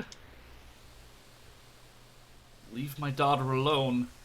Your daughter? Then she must be the product of a human and... How fascinating. It looks like my dreams of building an empire may come true sooner than I had ever imagined. No! Quiet. Oh, what the f... I mean, the fact that he hit a woman, like, that just shows you just how terrible he is. The world will be mine to rule. That's the thing about, like, all these, like, dictatorish emperors, is, like, they try to set up a legacy for themselves, but then they don't think, like, what's going to happen to them after they pass away, because they're the ones who keep everything together. If they don't have a successor that's just as powerful or worthy, when they die, their empire will collapse to infighting. Because, like, that's what happened with Star Wars and the actual empire of Star Wars, is that when the Emperor died, all of the Imperials, like, split into a bunch of factions together, where the Moffs all, like, had their own personal garrisons, and they just all warred with each other. Is that father's? So I'm the daughter of an Esper and a human. That's why I have these abilities. I should be okay now. I can control this power as long as I only use it in short bursts. Gestalt already knew the secrets of the Esper's power back then. Those Espers in the research facility must have been the ones they grabbed that day. And Amber's power came at the expense of one of them. The Empire won't get away with this. I'll hit that Emperor with a blitz or two. Yeah, suplex the Emperor. How are things in Narsh? Maybe we should head back and see. The airship's ready to go. I love how it's an airship. Like, it all comes full circle to my Skies of Arcadia stream.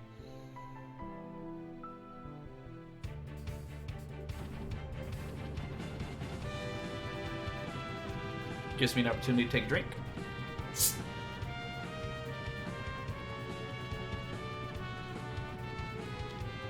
Oh, by all means, take a turn at the wheel. Let me teach you how to fly. Press the confirm button to move forward. Change course with the left and right directional buttons. Adjust altitude with the up and down directional buttons. Press the menu button to move inside the ship. Once inside, you can change party members and purchase items. You can disembark by pressing the cancel button. To board, press confirm near the ship. Got it? No.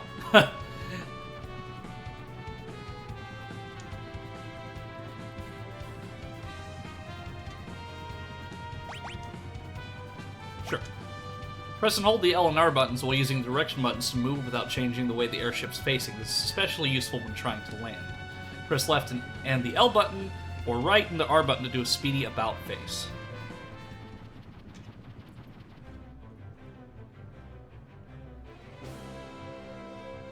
Oh, he's got like his own little casino in here. Nice.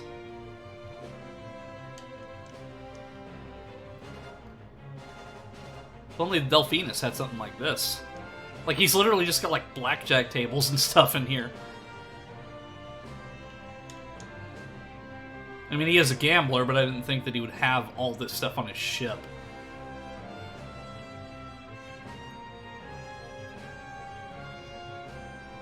Welcome to the airship. Wendy's got stronger. I'm not just sitting here playing games, I'm thinking up our next strategy. Let me at the Empire. Yes, of course, Big.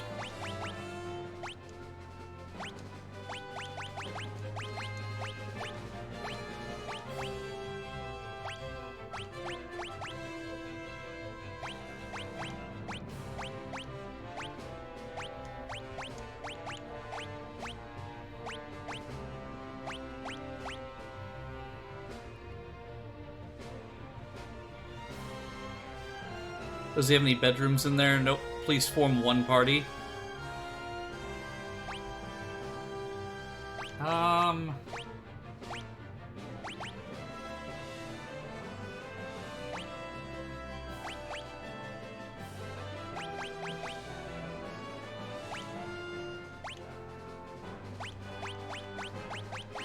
You know what? We'll take Aldecarbes out for a run.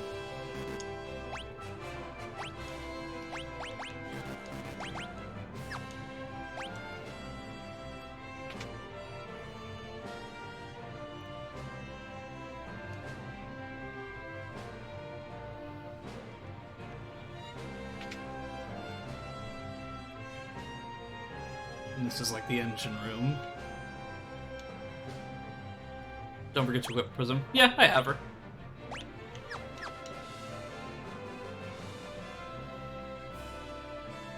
How many people do you think could fit on a craps table before the thing collapsed? Oh, it's nice having guests on board again. Need a little refreshment? Oh, thank you. Welcome!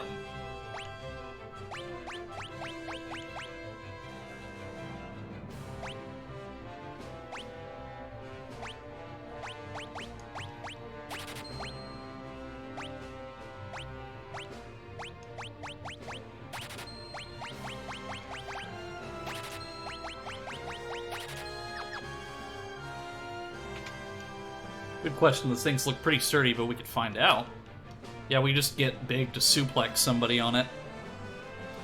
Suppose there's 7 people who are either wearing heavy armor, or in the case of Big, the size of an actual bear. Need to unequip some party members. Don't do a thing.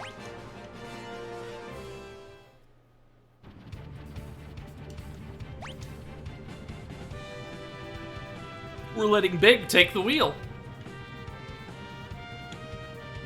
Okay, that's up and down.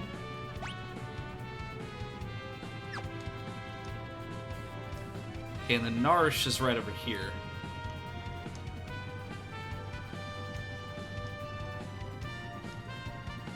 But now that we got the airship, we can literally go anywhere, so...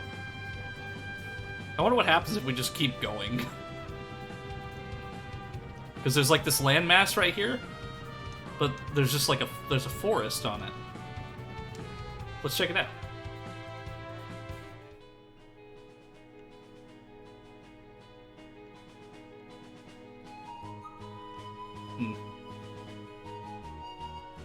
You should definitely go to Narsh first. Okay.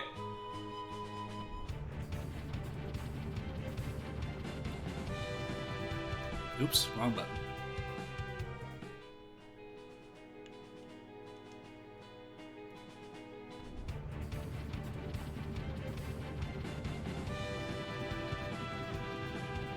This thing goes quick, too.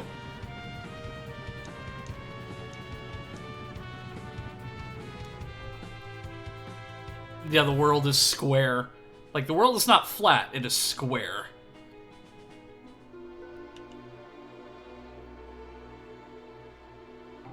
We've been waiting for you. Please follow me.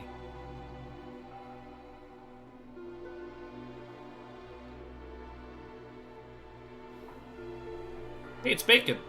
Oh, you're here. The people of Narsha finally decided to fight the Empire. How did things go in Vector? No, no, no, no, no, no, no! As soon as I read it, can I, like, no, I can't avoid it. They're like homing on me. Oh. We plan to make use of Narsha's resources and Vigro's machinery, but we just don't have enough troops to storm the Empire.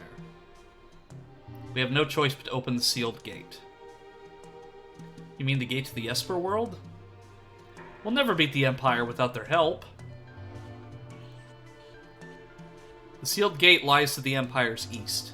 When we open it, the Espers can attack from there while we launch an invasion from the north.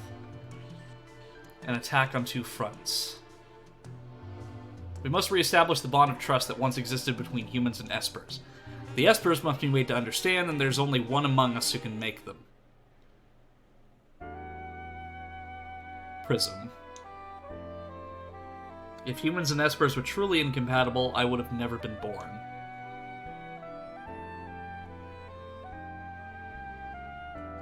I'll do it. I'm the only one who can.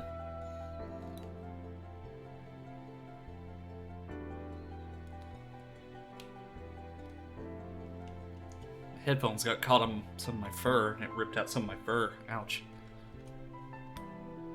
We get to the Espers to understand we can put an end to this war once and for all. Prism, I know you can do it.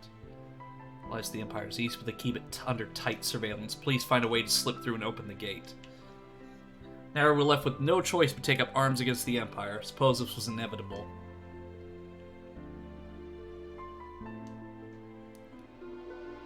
Now go to the treasure house you were at earlier in the game. Treasure house? Not sure which one you mean. In this town.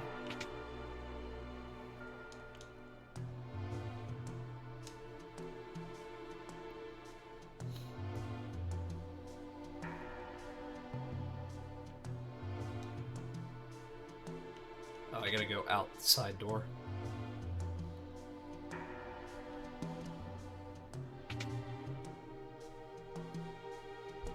How do I get out of here?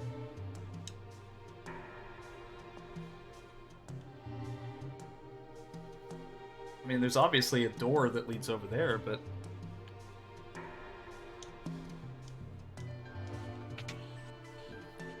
my vision's just so terrible.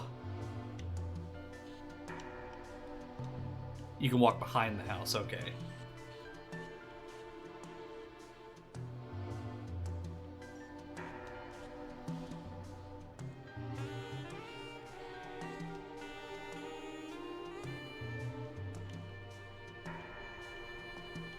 Bruh, get out of my way.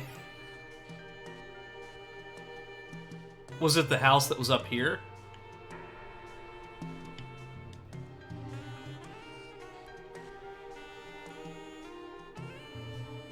Like, you can tell me exactly where it is. That's not backseating.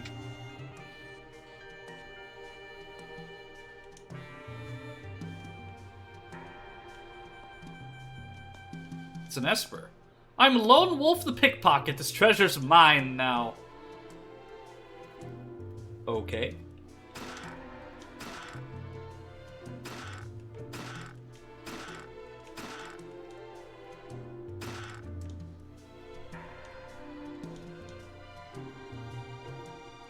Follow the pickpocket.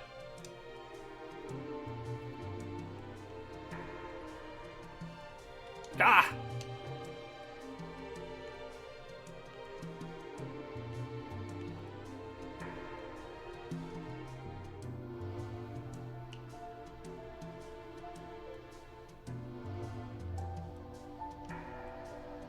Okay, which way did he go? Right there.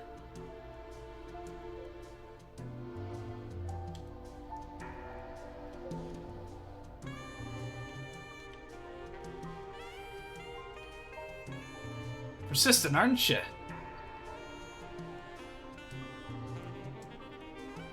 Don't let him get away. You know, he owes me a quarter.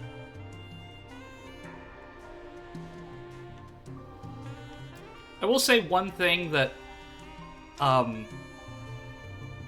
due to my eyesight I don't like is that I can never tell at what elevation I'm on in Narsh, and that's one of the only frustrating things that I've encountered, like as far as the map design is concerned. And I understand it's the limitations at the time, but it's just like, that's probably one of the only frustrating things, is I could never tell what elevation I'm on, and it doesn't really do a great job of showing it, at least to my eyesight.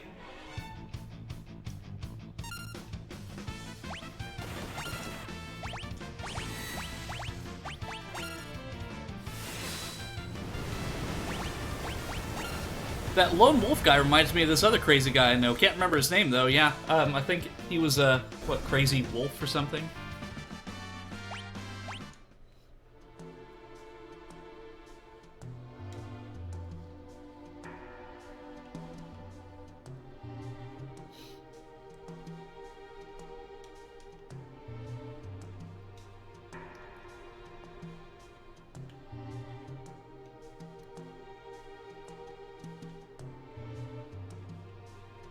Is that the Yeti? Okay, I think I might have gotten sidetracked here. Because I'm way too much farther up than I should be. Because this just leads me to the cliffs.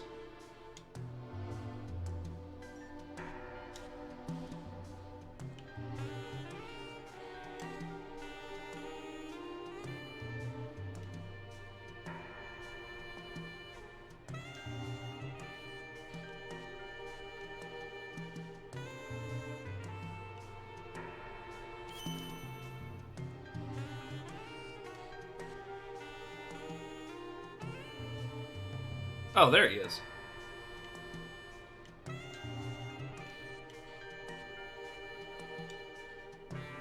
That's far enough. Come one step closer and the Moogle gets it! That's far enough. Come.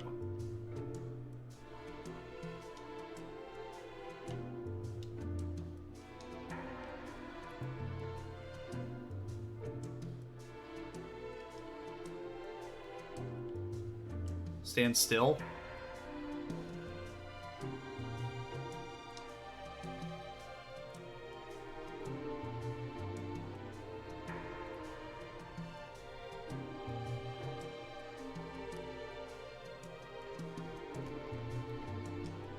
Talk to the Moogle.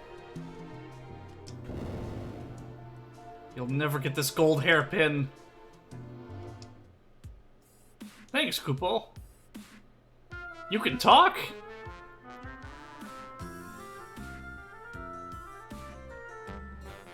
A Moogle who speaks the language of humans and can summon the Earth's power through his dance.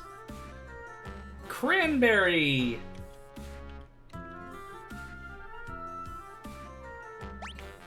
Cranberry the Moogle!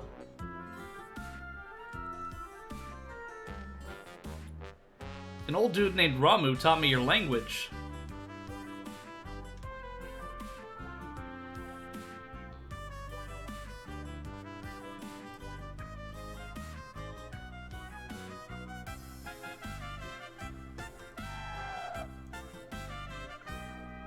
Oh no, that's fine, Cranberry.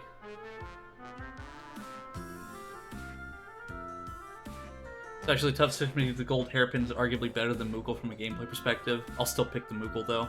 I gotta do some work in BRC, hit me up later when you can. Alright. Have a good night, Pirate. Thank you again for the gifted subs. You're awesome, my friend.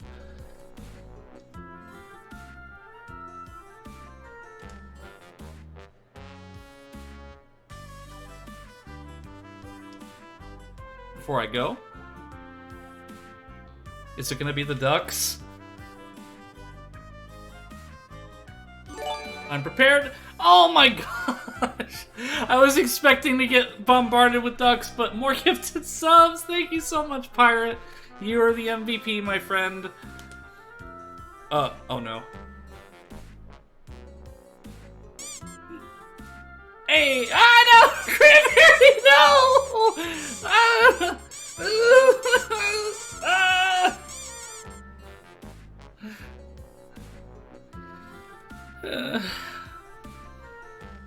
Reward ducks, yeah. I Again, thank you, Pirate Fox. Have a good night, my friend.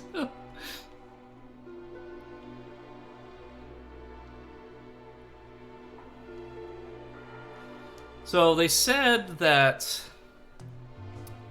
the Esper world, and that's on the east side of the continent on the southern half, so we'll have to go back to the airship. Yep, no problem, Pirate Fox. I will be seeing you later.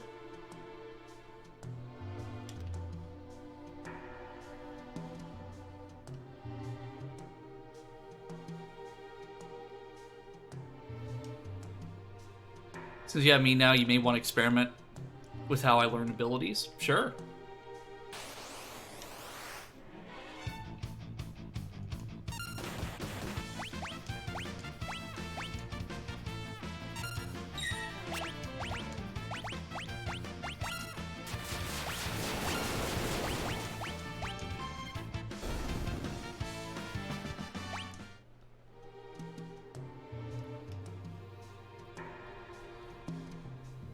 I think I may have accidentally sidetracked myself going into the mines.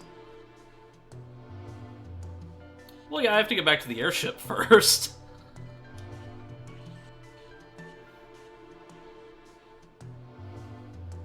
I'm actually going to buy some more items while I'm here, too.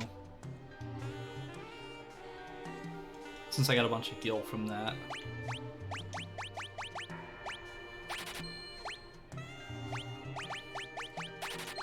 Not that I anticipate getting an imp status anytime soon, but better to have it and not need it than need it and not have it.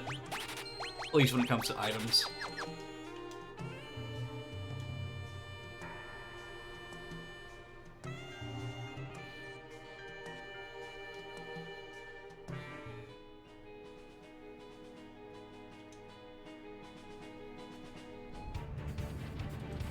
Okay.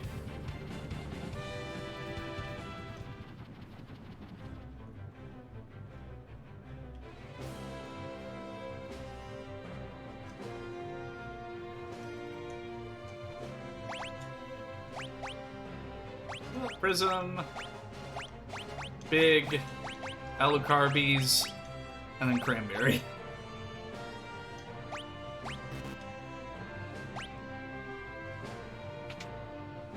Cranberry was my MVP in Pokemon Emerald, so who knows, maybe Cranberry will be my MVP in Final Fantasy VI as well.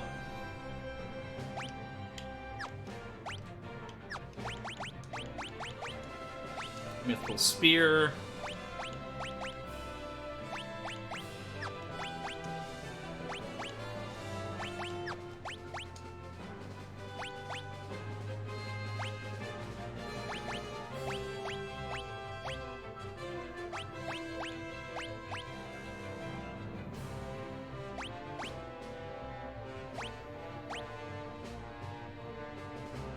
I see a problem, you don't have the grappling hook equipped, right?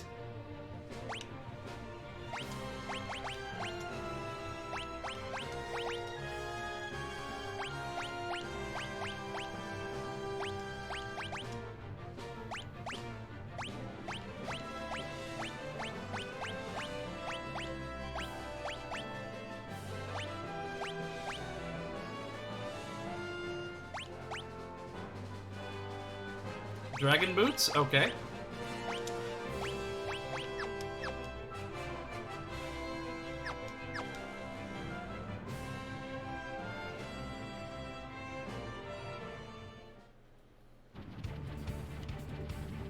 So I guess we go to the eastern continent, well, the eastern part of the southern continent now. But there's also this location here that I haven't explored yet, so let's take a look at this. Oh, it's the woods.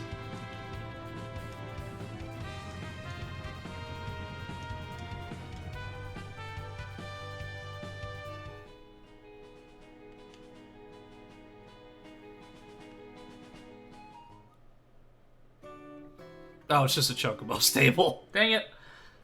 Like, I always expect it to be something cool, but it's just like, nope, Chocobo stable. There's one missable thing. Ah!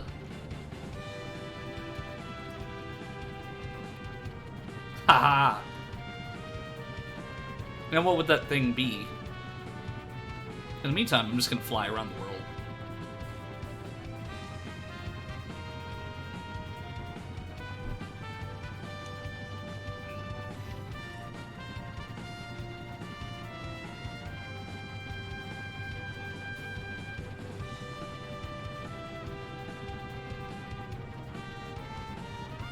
Oh, there's a location over here.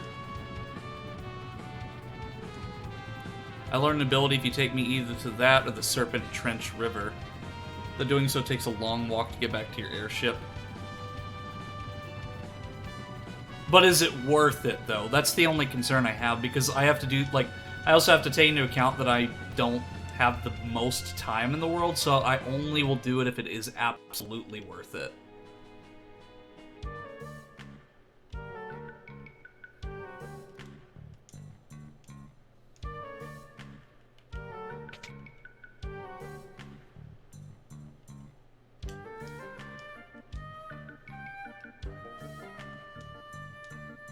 I've never seen you before.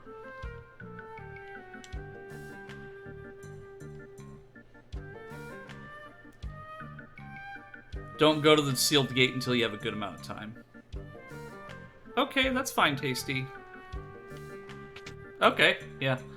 I'm probably only going to be streaming for another hour at most. Then.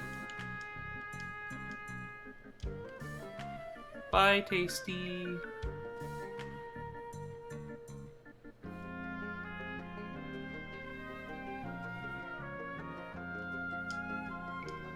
Literally, is that all they're gonna say? Is like, I've never seen you before?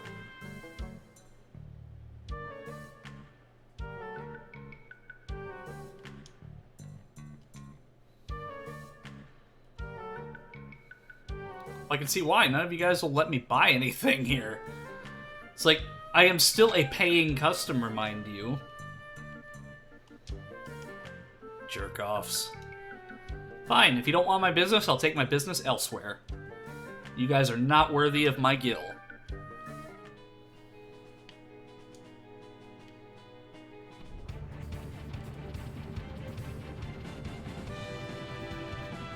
Here, let me look at a map here.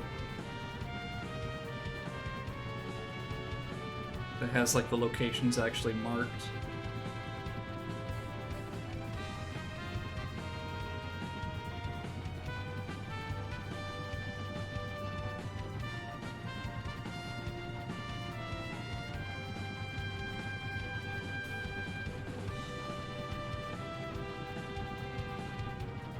So is you said something about the river.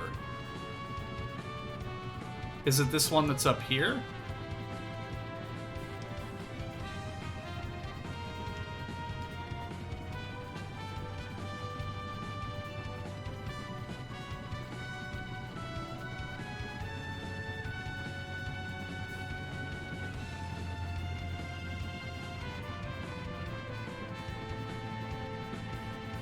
Either the returner's hideout or the belt.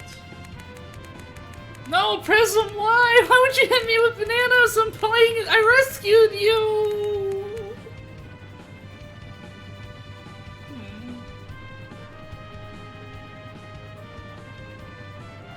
Either the returner's hideout or the belt. Sid ambush. Good potassium.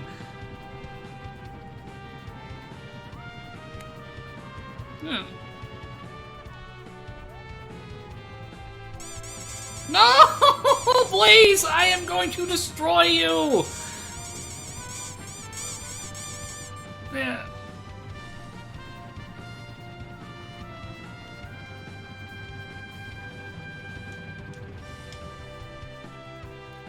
Have your feelings been hurt from the torment of this game? Yes. No thanks to Blaze and throwing things at me.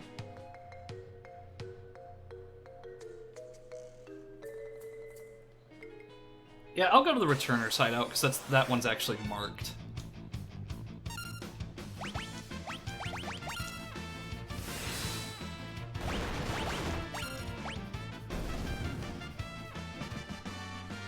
Paris part hurt a lot. I feel her pain of wanting to belong and not knowing where to go. Yeah, a child of two worlds. Well, I actually didn't notice the post-battle message because I was reading the chat.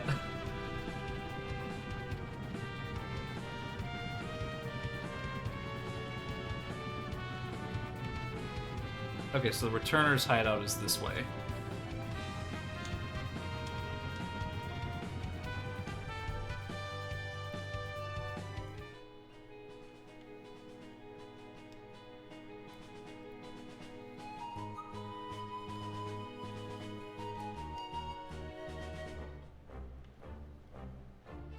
Okay, so you said to come back here, Cranberry. What am I supposed to do here?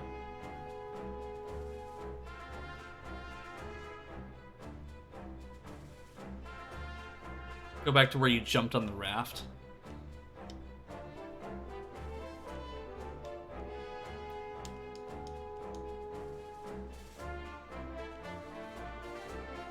But just note if you do that, it's a long way. Oh, that's fine.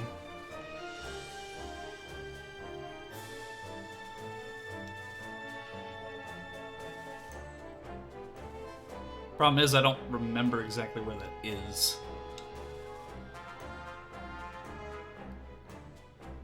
Maybe up here? No, that's just another room, isn't it?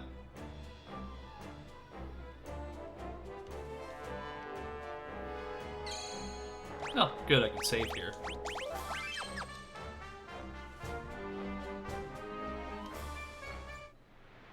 Okay, right here.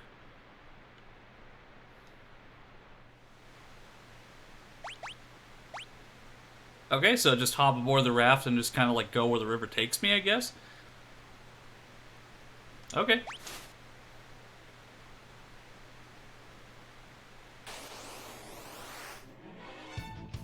As long as I don't run into Ultros again.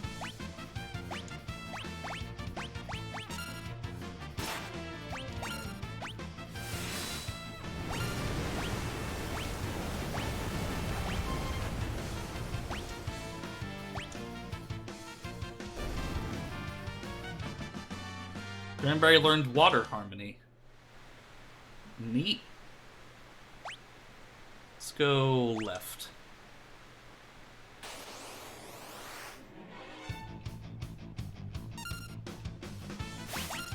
I'll just do standard attacks for them, and then I'll do Wind Rhapsody.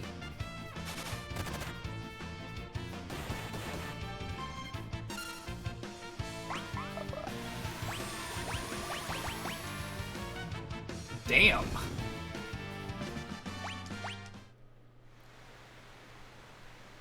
Looks like Prism... Yeah, that's what I noticed, is that she didn't have any items equipped, so I'm gonna have to give her a sword or something. Because she hasn't been in my party for a little bit.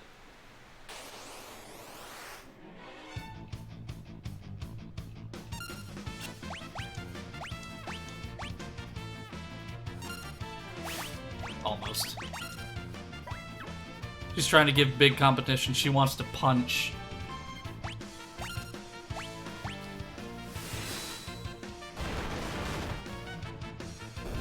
Yeah, it looks like you got some competition there, Big.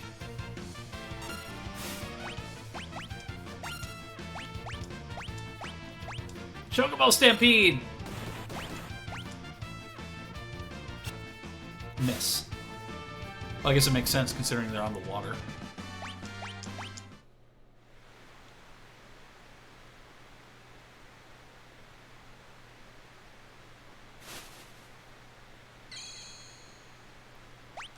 Yeah, that's what I think.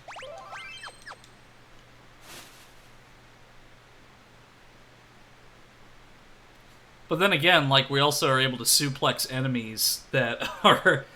Like, we're on a moving train or something, we're able to suplex enemies.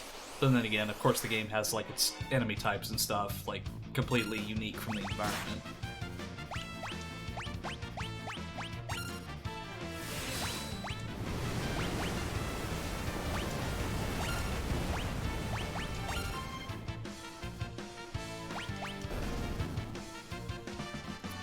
I see you chose to continue having Prism Punch. I like your commitment. Well, the thing is, I can't equip anything on her. That's the problem.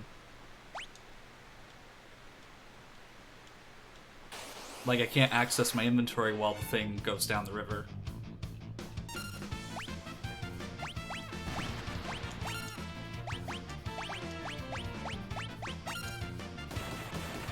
Is it the same point?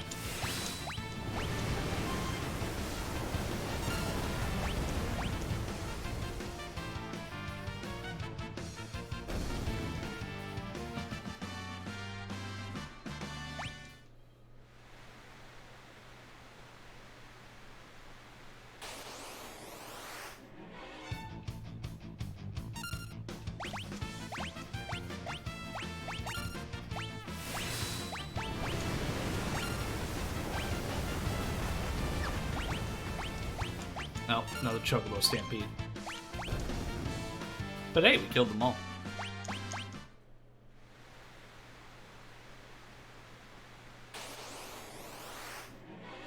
Yeah, Prism just punches everything.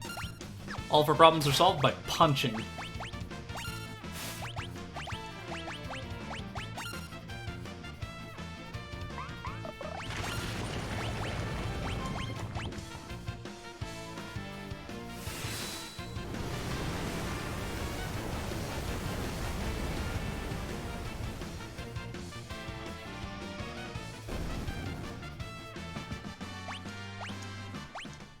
Hey.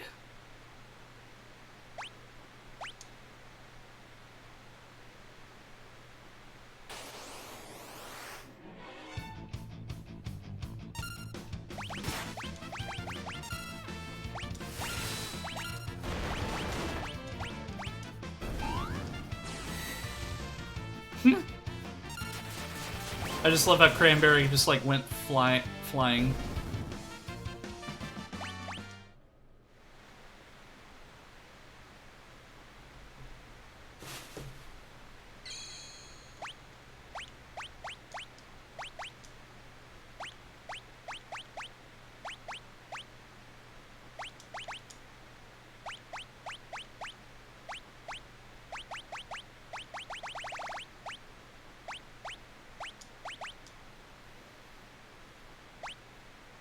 Let's see.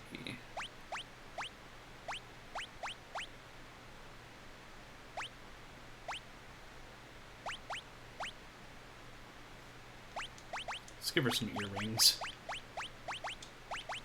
And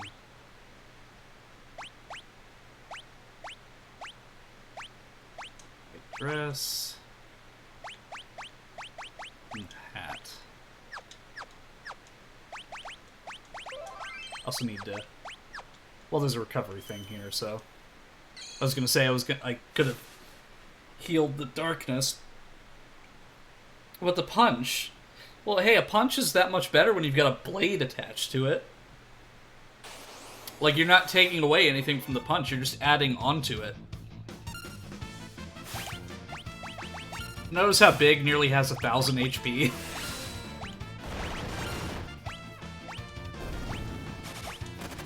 He's got 780 HP compared to the rest of us where we're in the 400s. Big is just on a whole nother level.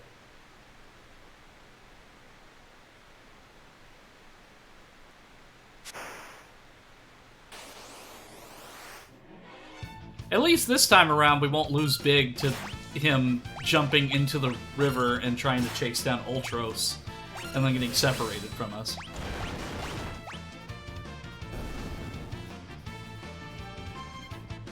Well, to be fair, Big has seen a lot of action. Yeah, and I've always picked Big, because I love his blitz.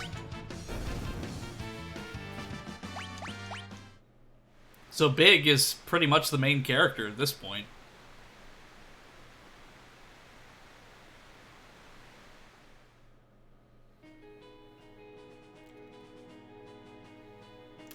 I see that's what you mean when it's going to be a really long... Sure. How do I even get back there? Oh, there's a bridge, isn't there?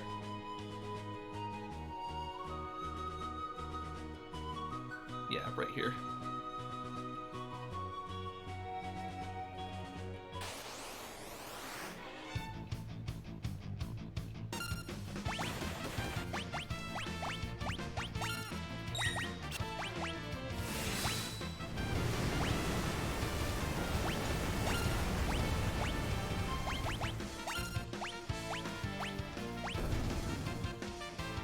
Well, we didn't have to use any of them because we killed all the enemies anyway. I still feel bad because Amber was captured by Kefka and we don't know what happened to her.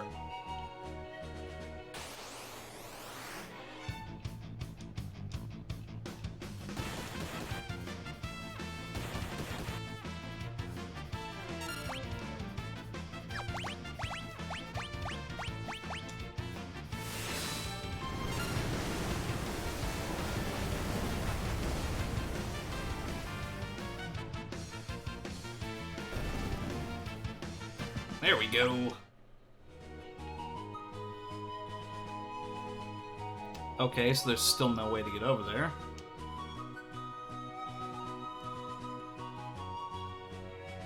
You can take the boat back to South Big Road and then hike from that town. Okay. Oh, you're all dressed up, so dashing. Oh, hi, Kara. I haven't seen you in a while. How you doing? We were just talking about how, in our Nuzlocke, how Wobbuffet destroyed my, my Minun and my Machoke. Yeah, it's good to see ya.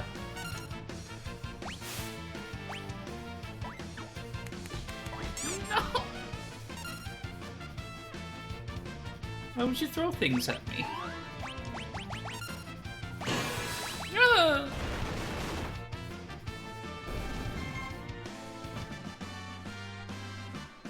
Yeah, we should definitely do another one sometime, or just like play Pokemon together. That'd be pretty fun. That was another thing I was considering doing. I was planning on getting, probably when I get my new monitor, I will hook up my Switch and I'll play, what was it, Brilliant Diamond? Because or no, not Brilliant Diamond, Shining Pearl. Because I still have yet to actually play that one, along with Legends of Arceus. Like, I have an unopened copy of it because I bought it and then I just never played it. And I know it's really good, but I just never got the chance to play it.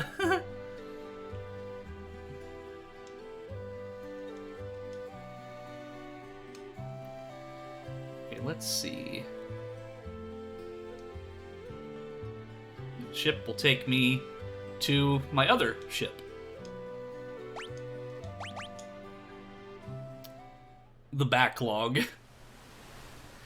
Yeah, my backlog is never ending. That's why I don't feel too bad about like not starting on certain games that I do intend to, because like I do have Kingdom Hearts 2 after I finish Final Fantasy 6, and then after Final Fantasy 6 I will play Chrono Trigger, or no, Kingdom Hearts 2 I'll play Chrono Trigger, and then after that probably 7 or Final Fantasy 10 maybe. Or just another Kingdom Hearts. Probably another Kingdom Hearts after Chrono Trigger, now that I think about it, because...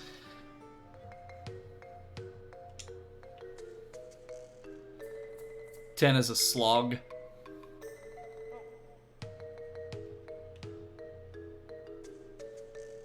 I really liked Final Fantasy X.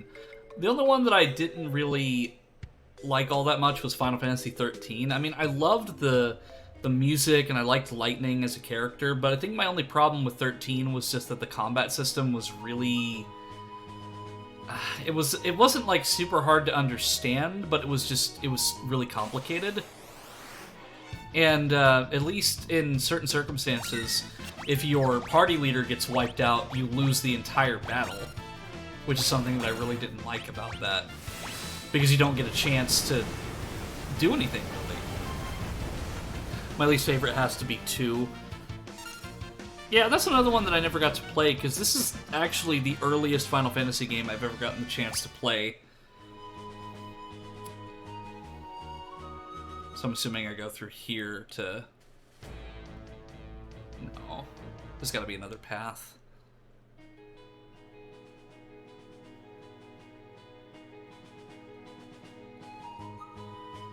That is the path?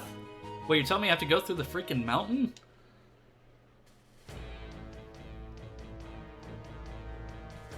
I've heard Final Fantasy XIII be called Hallway Simulator. It really is. Like, they tried to give you the illusion that you had, like, freedom in that game. So, like, all of the enemies were already in the world, so there wasn't really any random encounters, per se. But the problem is that all of it's very linear. Like, they may have given you the illusion of an open free roam world, but it's very linear. Like, it's just hallways of enemies. And it's got a great soundtrack, and I like Lightning as a character, but I just didn't really like the gameplay aspect of it. Because I thought it was really stupid how, when your party leader dies, the rest of you die. You lose. You can't just Phoenix down your party leader.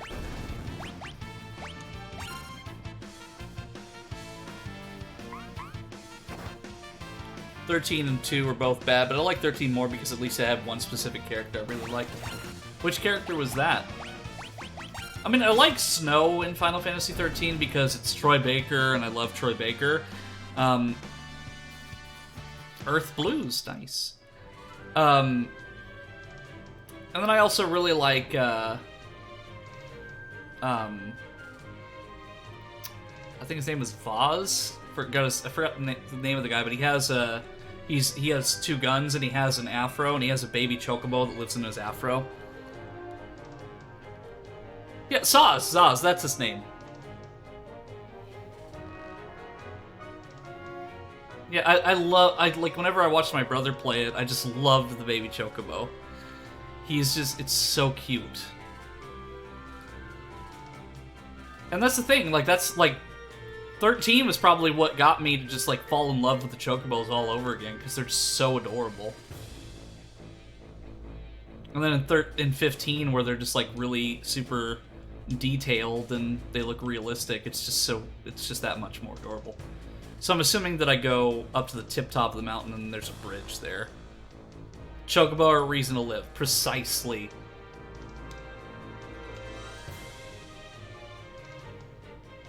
Okay, that just leads me back down. Lightly reminds me of the Dragon Quest, though I also just never played Final Fantasy games. I think you'd have a good time with them. They're really fun, though there are a few that are better, like, introductory games than others. Like, I think if if I were to recommend Kingdom Hearts fans, for example, to play a Final Fantasy game, I'd recommend playing 15, just because the combat system is very similar.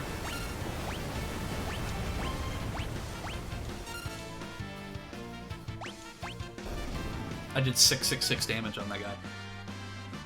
I played a few of the OG Dragon Quests, but 9 was the best in my opinion because you can make your own team.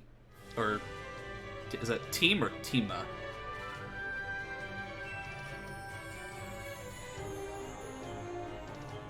Team, okay. I just never know. My favorite is Dragon Quest X. Isn't that the one that you post screenshots of, Cranberry?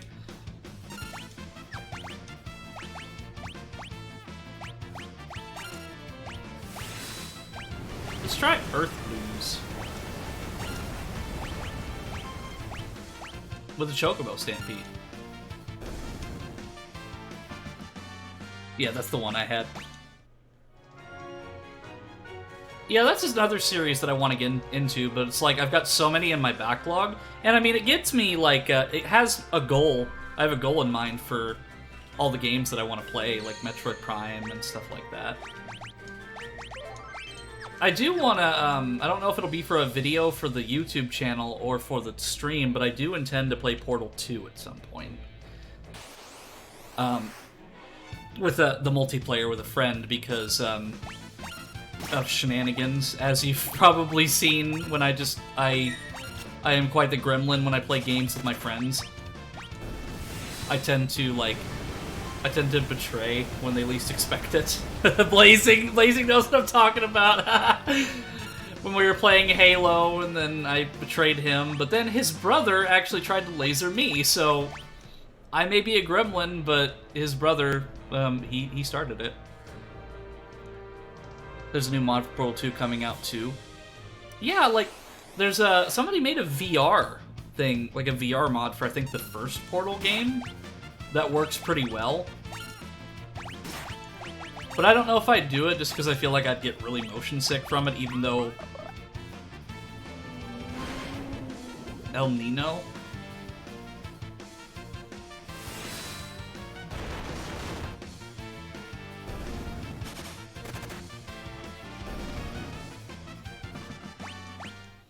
Yeah, and speaking of that, Kara, your pocket Kara is still right next to my portal gun.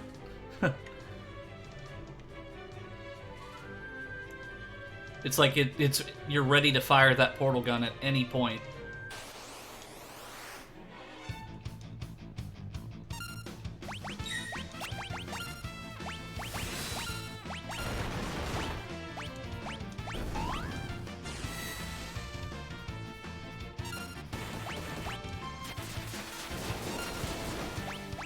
I love the Chocobo Stampede.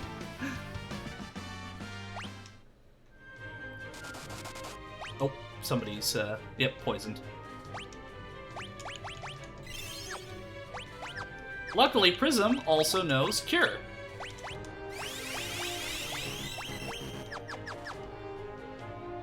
Yeah, we've got ourselves quite the team here. Like, this is the dream team. We got Prism, we have Big, we have Alucard, and also Arby's. They've got the meat, and then Cranberry.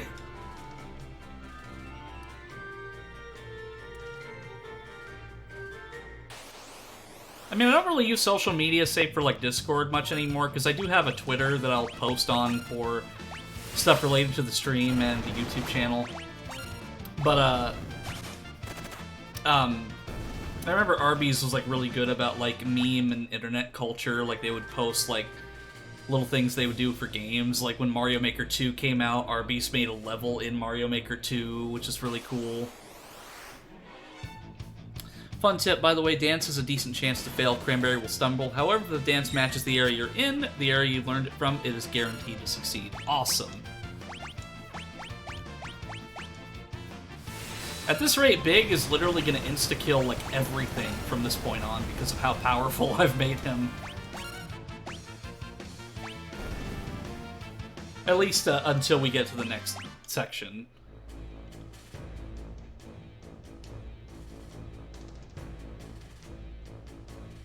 Rising Phoenix is a tad bit broken. Yeah, and it's really useful, too. Like, I really like being able to have the AoE effect and being able to hit many enemies at once. It's just really useful. No, I was right by the airship! Why?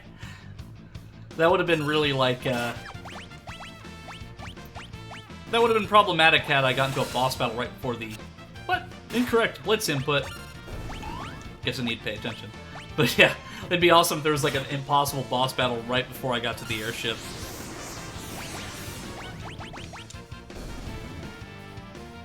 You're basically like a demigod in the flesh, Big.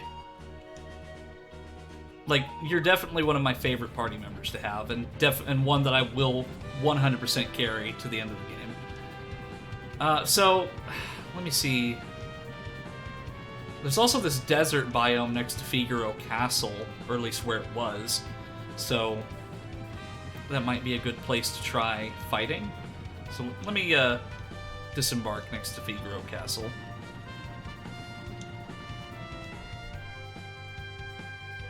Big always power gaming.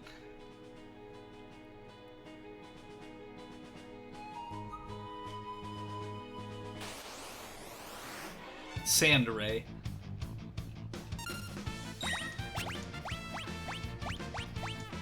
And I like how you have to do like a fighting game type input in order to get Big's abilities.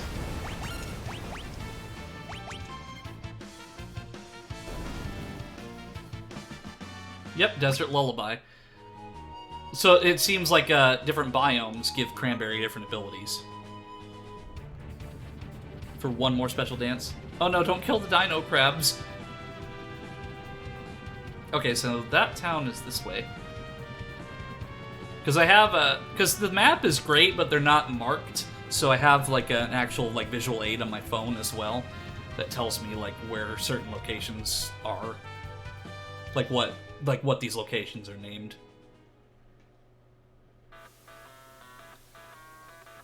Making sure the dinos stay down. Well, if you looked in Wiz's server, I posted some photos from last night when I was in VR chat, and we went to this solar system world, and then my friend Crazy Wolf is like, oh, what does this do? So he clicks on this little thing, and then it was the asteroid that killed the dinosaurs, and the asteroid just like impacted on the Earth and the map, and then you just see like the entire world go up in flames. And I'm like, Crazy Wolf, he just murdered the dinosaurs. You could hear them roaring in agony. It was awful. But then we also caused a supernova, and also destroyed the entire solar system. But I also turned a black hole into a Burger King play place too. I mean, I am a spirit, so I'm not affected by the physical realm, so I can do things like that. Yeah, like turn a black hole into a hula hoop.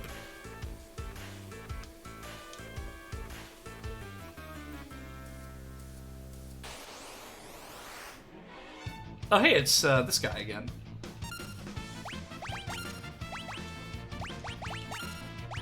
This seems like a good place to grind, too.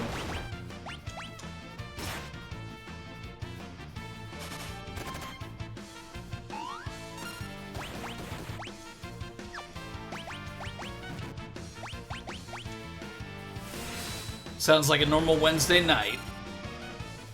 This Wednesday night on VR Chat. Love Serenade. Yeah, this man was quite literally big.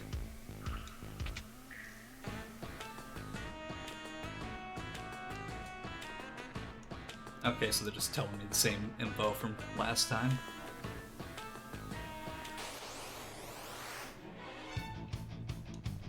I might stay here a little bit and grind, because it seems like this will be a good place to kind of get some XP. And I might also play a little bit of this off stream, just to grind a little bit. Oh, it's a bunny! It's one of my brethren!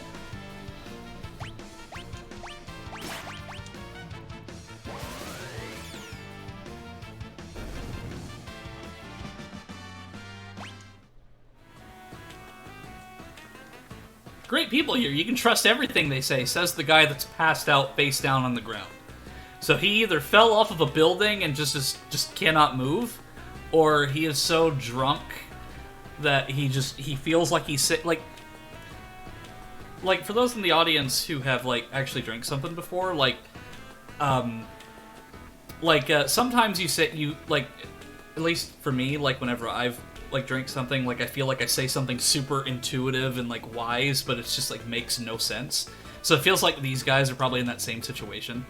And this guy's probably just dead because he doesn't say anything. Oh, good, a harvester. That's not good, but...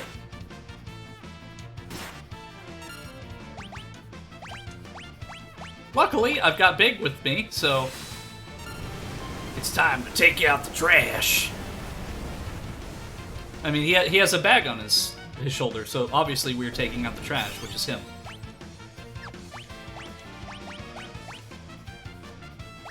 Use the power of love to attack enemies.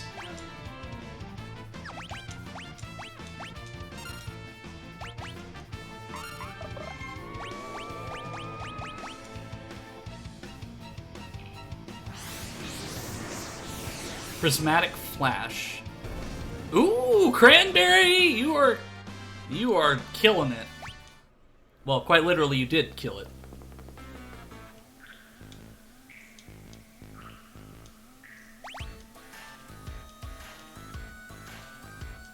I like how there's just a ghost here, and there's a bandit. There's obviously they trapped me. I can't move. I can't get out of here. No, there we go. The enemy is literally called the Gobbledygook.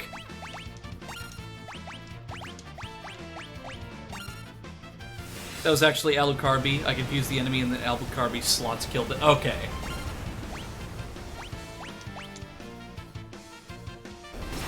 So they make a good combo, at least when it works.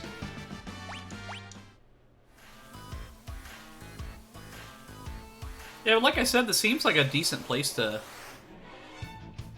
Kara, why are you so quotable? Liz, hi! It's good to see you. I was just talking about our Nuzlocke run earlier and how, your Blaziken Sanders they fell in battle, and then immediately afterwards you order KFC.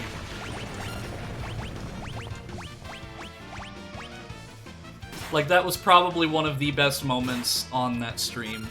Was you ordering KFC shortly after your Blaziken died.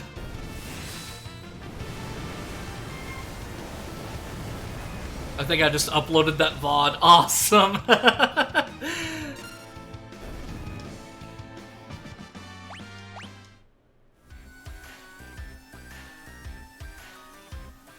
Yeah, right now I'm just kind of grinding, just getting XP. Because it seems like this place is a good place of any to get some experience points. Because I probably will play a little bit off stream. I might do a little bit of research to see what locations are the best for grinding. But I think this is a good place to kind of just sit and chill for a little bit and just talk about whatever you want to talk about, chat. I'm a mostly open book. I mean, you don't have to check it out from the library or anything, and there might be a few pages missing. But hey, I am mostly an open book.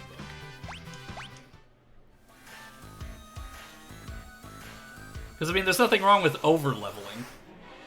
You shouldn't have to do too much grinding. Yeah, but then again, nothing wrong with over-leveling. Just so, like, when I get to a certain point, like, and I'm just steamrolling everything. Because I made the mistake of not doing any grinding on Kingdom Hearts, and it really set me back on the final boss quite a bit. And I don't want that to happen again, because that was one of the few times I actually got so upset on stream that I nearly rage quit. And I don't want to do that again, so I definitely want to overlevel as much as I can, if I can. Try letting me use jump and let me land before you kill everything. Sure.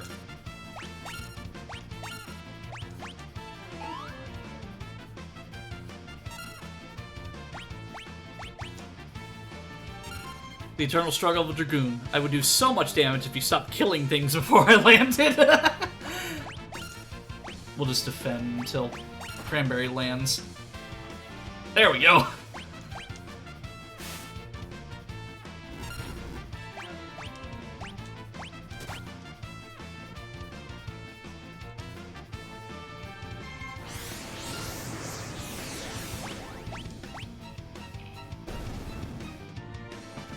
$258 less than I expected for using a spear. I'm still pondering on doing a full video edit of the Pokemon Nuzlocke, but I also don't have the chat replay, so some context is missing. So tempted to do some art of it. Yeah, absolutely. Like, because we had so many like horrible losses. I think it was Tails. That you lost. It was Tails that you lost because we all had a Tails, and then yours was the last one alive, and then they died. Do you equip me with an Esper? Not yet. Is there a specific Esper that you think would go well with you, Cranberry? I mean, it's... Obviously, this time, it's your choice, because,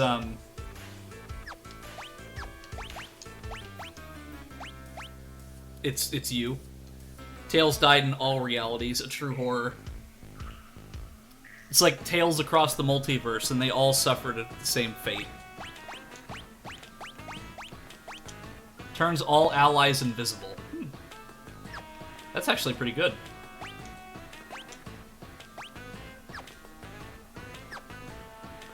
I'm actually going to look at the other Espers, too. Cures the party of most status ailments, unleashes a tide of anger on enemies, reflects on allies, fiery blaze, gradually restores the party's HP, envelops all enemies in arc chill, petrifies all enemies, slams all enemies with giant bubbles. I think I might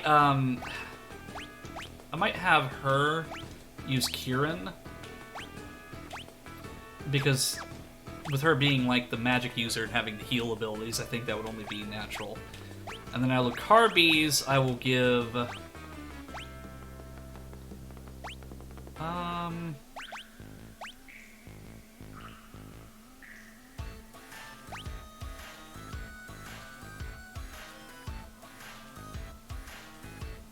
It's a good idea to change Espers once someone learns all its magic. Yeah.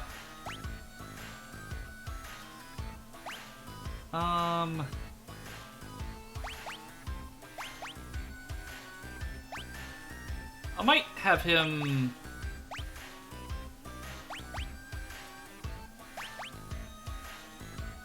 I'll just give him Ifrit for now.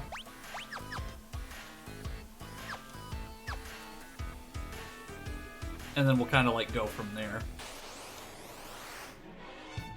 I'm surprised you haven't done much art of the stream, Kara. Yeah, and then again, the stream was also back in like August, wasn't it? So it was a fair bit back.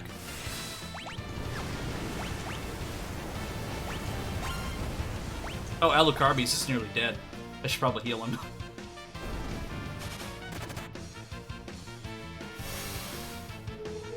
Well, now with the Ghostly Veil, that should make things easier.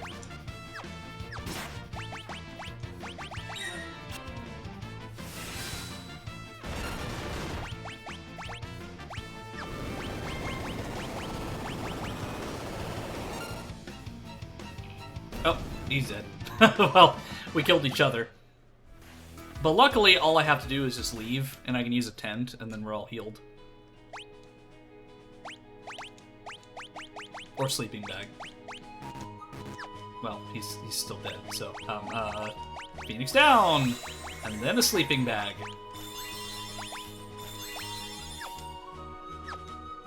And then, Cranberry also needs some healing, too, so... well, we had the tent, though. I didn't notice the tent, so... haven't been too inspired by watching some of the old Pokemon movies. Oh, which ones have you been watching? The guy that I interviewed, Mike Pollock, the guy that I interviewed a little while back, he was actually the narrator for Jirachi Wishmaker, Destiny Deoxys. Oh, jeez, what happened after that one? I think he was the narrator from Jirachi Wishmaker up to Rise of Darkrai. I don't remember exactly how many he did, but he was the narrator for the early Pokemon movies and the seasons, too. Yeah, I love Pokemon 2000. Like, I absolutely... Like, Lugia was one of my favorites growing up.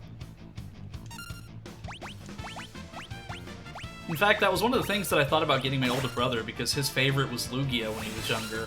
And I thought about getting him a Lugia plush for Christmas.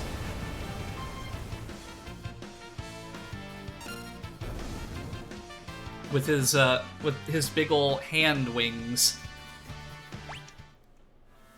But I'd say that Lugia would give some pretty good hugs with those wings. But just Lugia and Ho-Oh in general are two of my favorites. But it was kind of sad that Ho-Oh wasn't in that movie. But I mean, I still like Articuno or Articuno, however you want to pronounce it, was my favorite of the 3 legendary birds.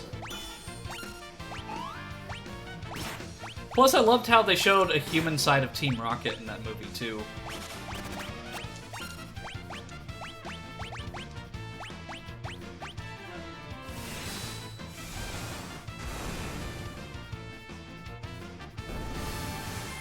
Song that movie made me want an ocarina.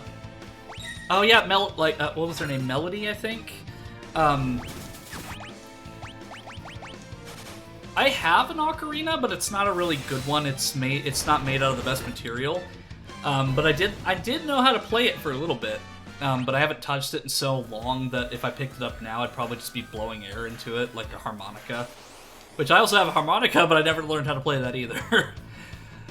And I can just imagine my parents just listening to me trying to horribly play the harmonica in my bedroom. They're probably like, Eno, please stop.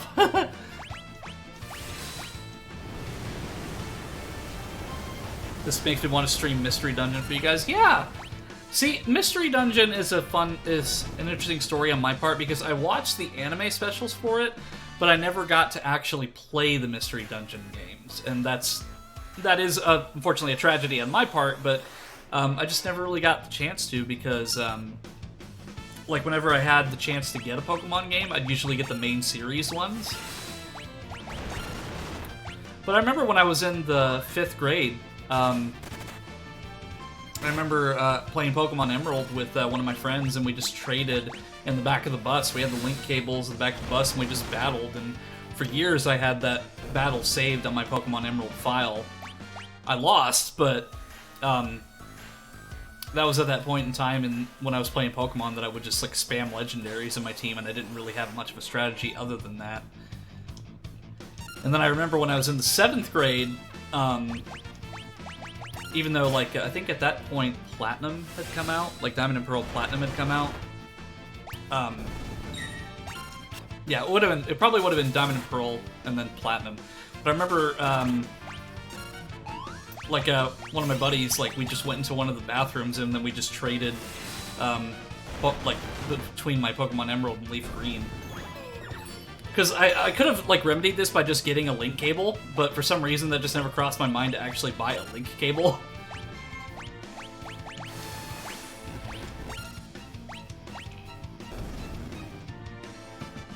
You might like my Touhou Ginsu Wanderer game. It's basically Mystery Touhou Dungeon. My first Pokemon team ever was in Y, and I had a fire type.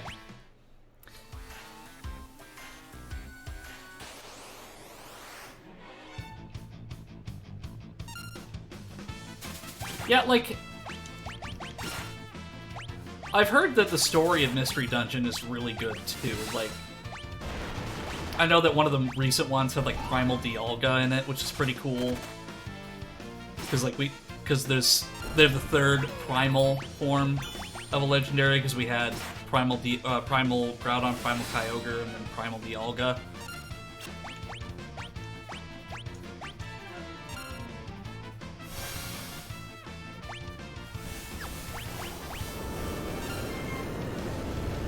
The first one that I ever played, though, was Red version.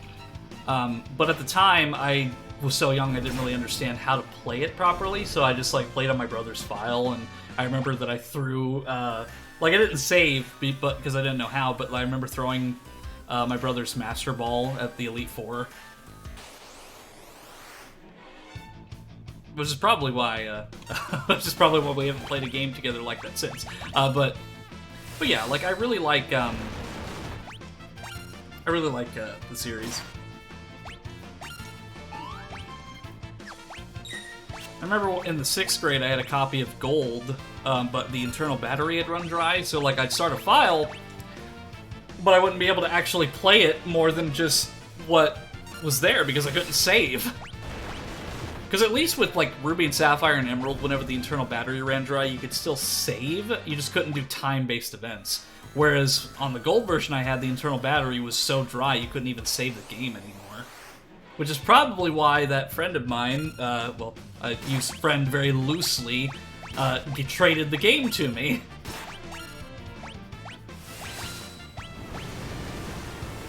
Found the VOD of Sanders dying, may have posted. Absolutely, yes, I want to see it. I also want to see whenever you got the, I want to see the clip of whenever you got the KFC, because that was hilarious.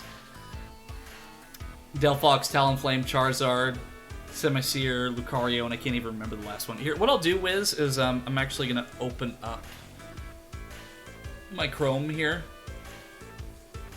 And then I'll just put the VOD here for later. About 3 hours in for KFC. Alright. Yeah, I'll probably do a little bit, like, maybe like 15 minutes more of grinding, and then I'll, we'll look at that VOD, and then that'll be the end of the stream.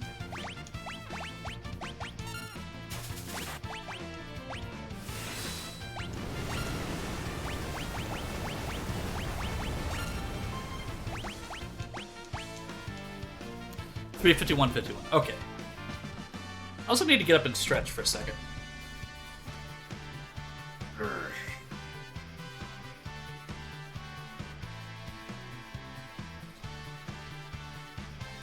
You wonder why an ethereal being such as myself would need to get up and stretch, or take drinks. Well, I mean, I do have some form of a replicated skeletal system in order to move my body, so I just learned to raise.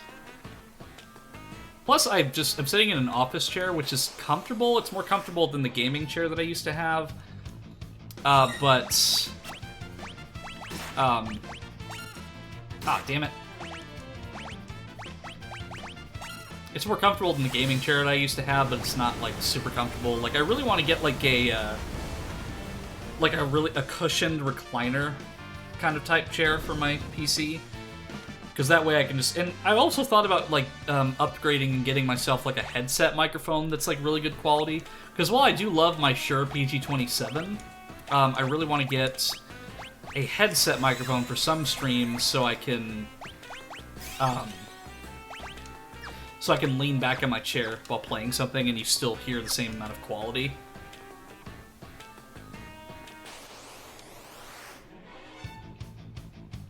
I also need to heal Prism, too.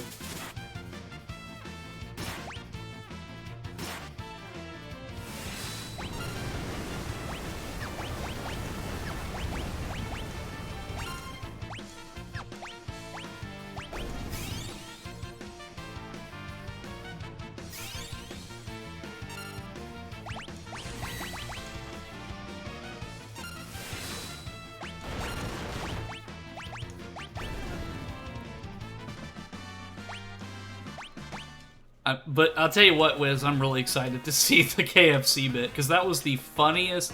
Like, were you planning that, or did that just come naturally? Because that was just the funniest bit of that stream.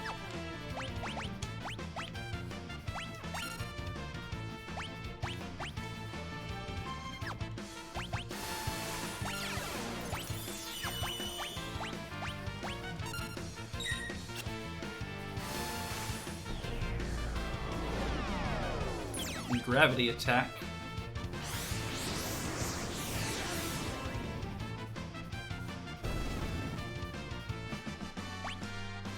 Okay, I say,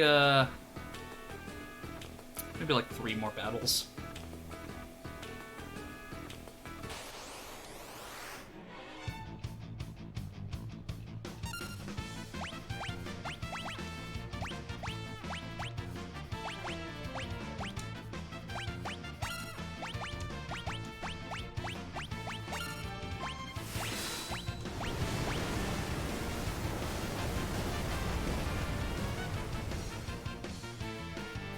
We got Rising Phoenix and then Chocobo Stampede coming shortly after.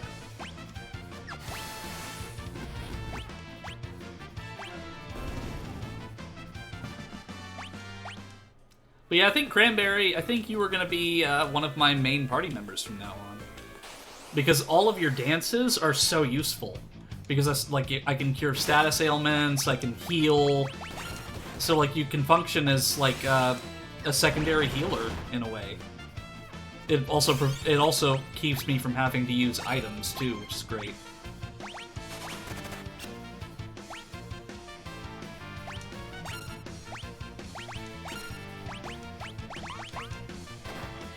I've almost got my photos all set. Do you want to do those next time, though? Only if they're done. We can do it now or next time. Just whatever you want to do.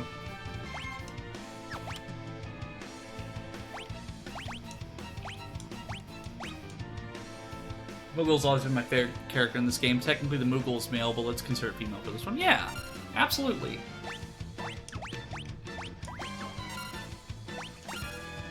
Yeah, it's almost done. It'll really depend. Like, if it's not done by whenever we do the thing, we'll do it next time. But no worries.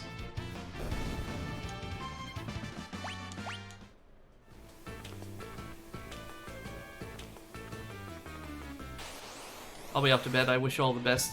And do big win, Eno. Alright, good night, Kara. Thank you for popping into the stream. It's always good to see you, and you're always welcome here, so have a good rest.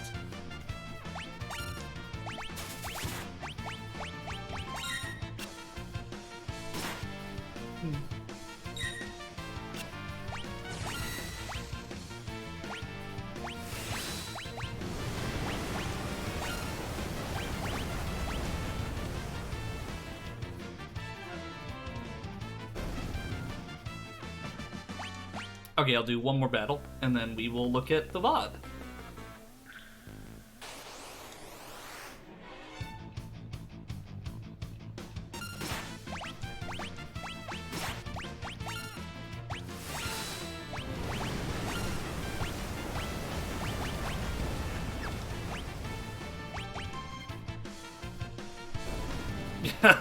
We don't even have to do anything there. Okay, so back to the open world. And then we will save. Well, actually, I'm going to heal my party first. That way I'm not coming in with, like a half-dead party when I load up the game next. Remember the auction house from earlier? Yeah, what about it? It's open now if you care to check it out sometime. Okay, yeah, we can do that, we can do that right now if you want. Gives Big time to do his photos. But like I said, Big, don't worry if it's not done. We can always do it next time.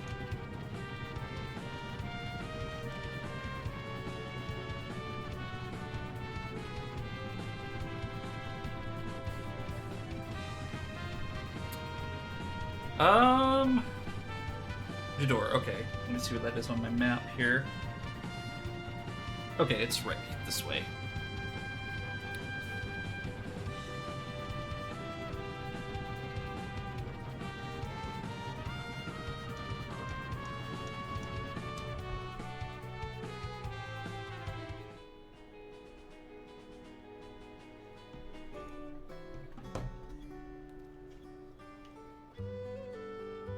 Okay. If I remember right, the auction house was like in the north of the town? Or is that just the mansion? No, that's just the mansion.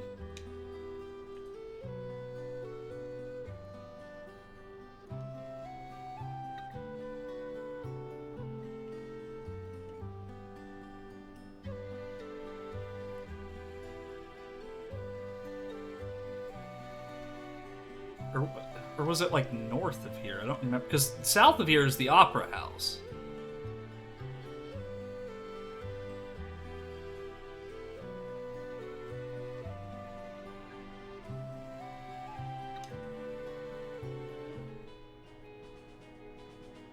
You were standing right in front of it.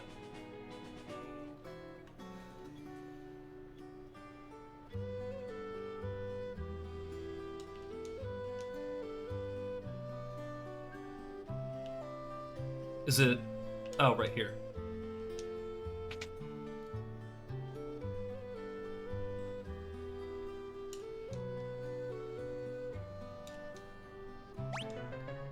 Okay, let's see what they got.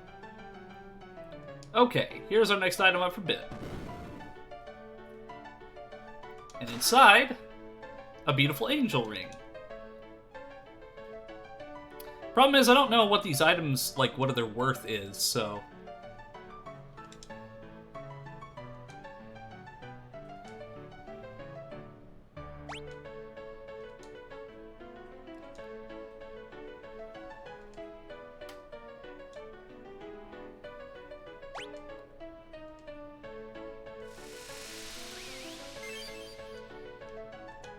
I didn't mean to spend that much gil. But, hey, I got something.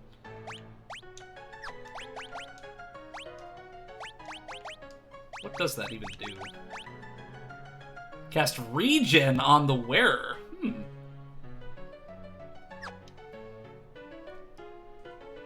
I don't know, chat. What do you think? Is that a good item?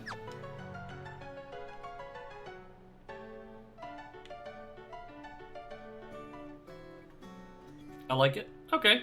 Yeah. Give it to me? Sure. Well, okay, you don't have to be aggressive.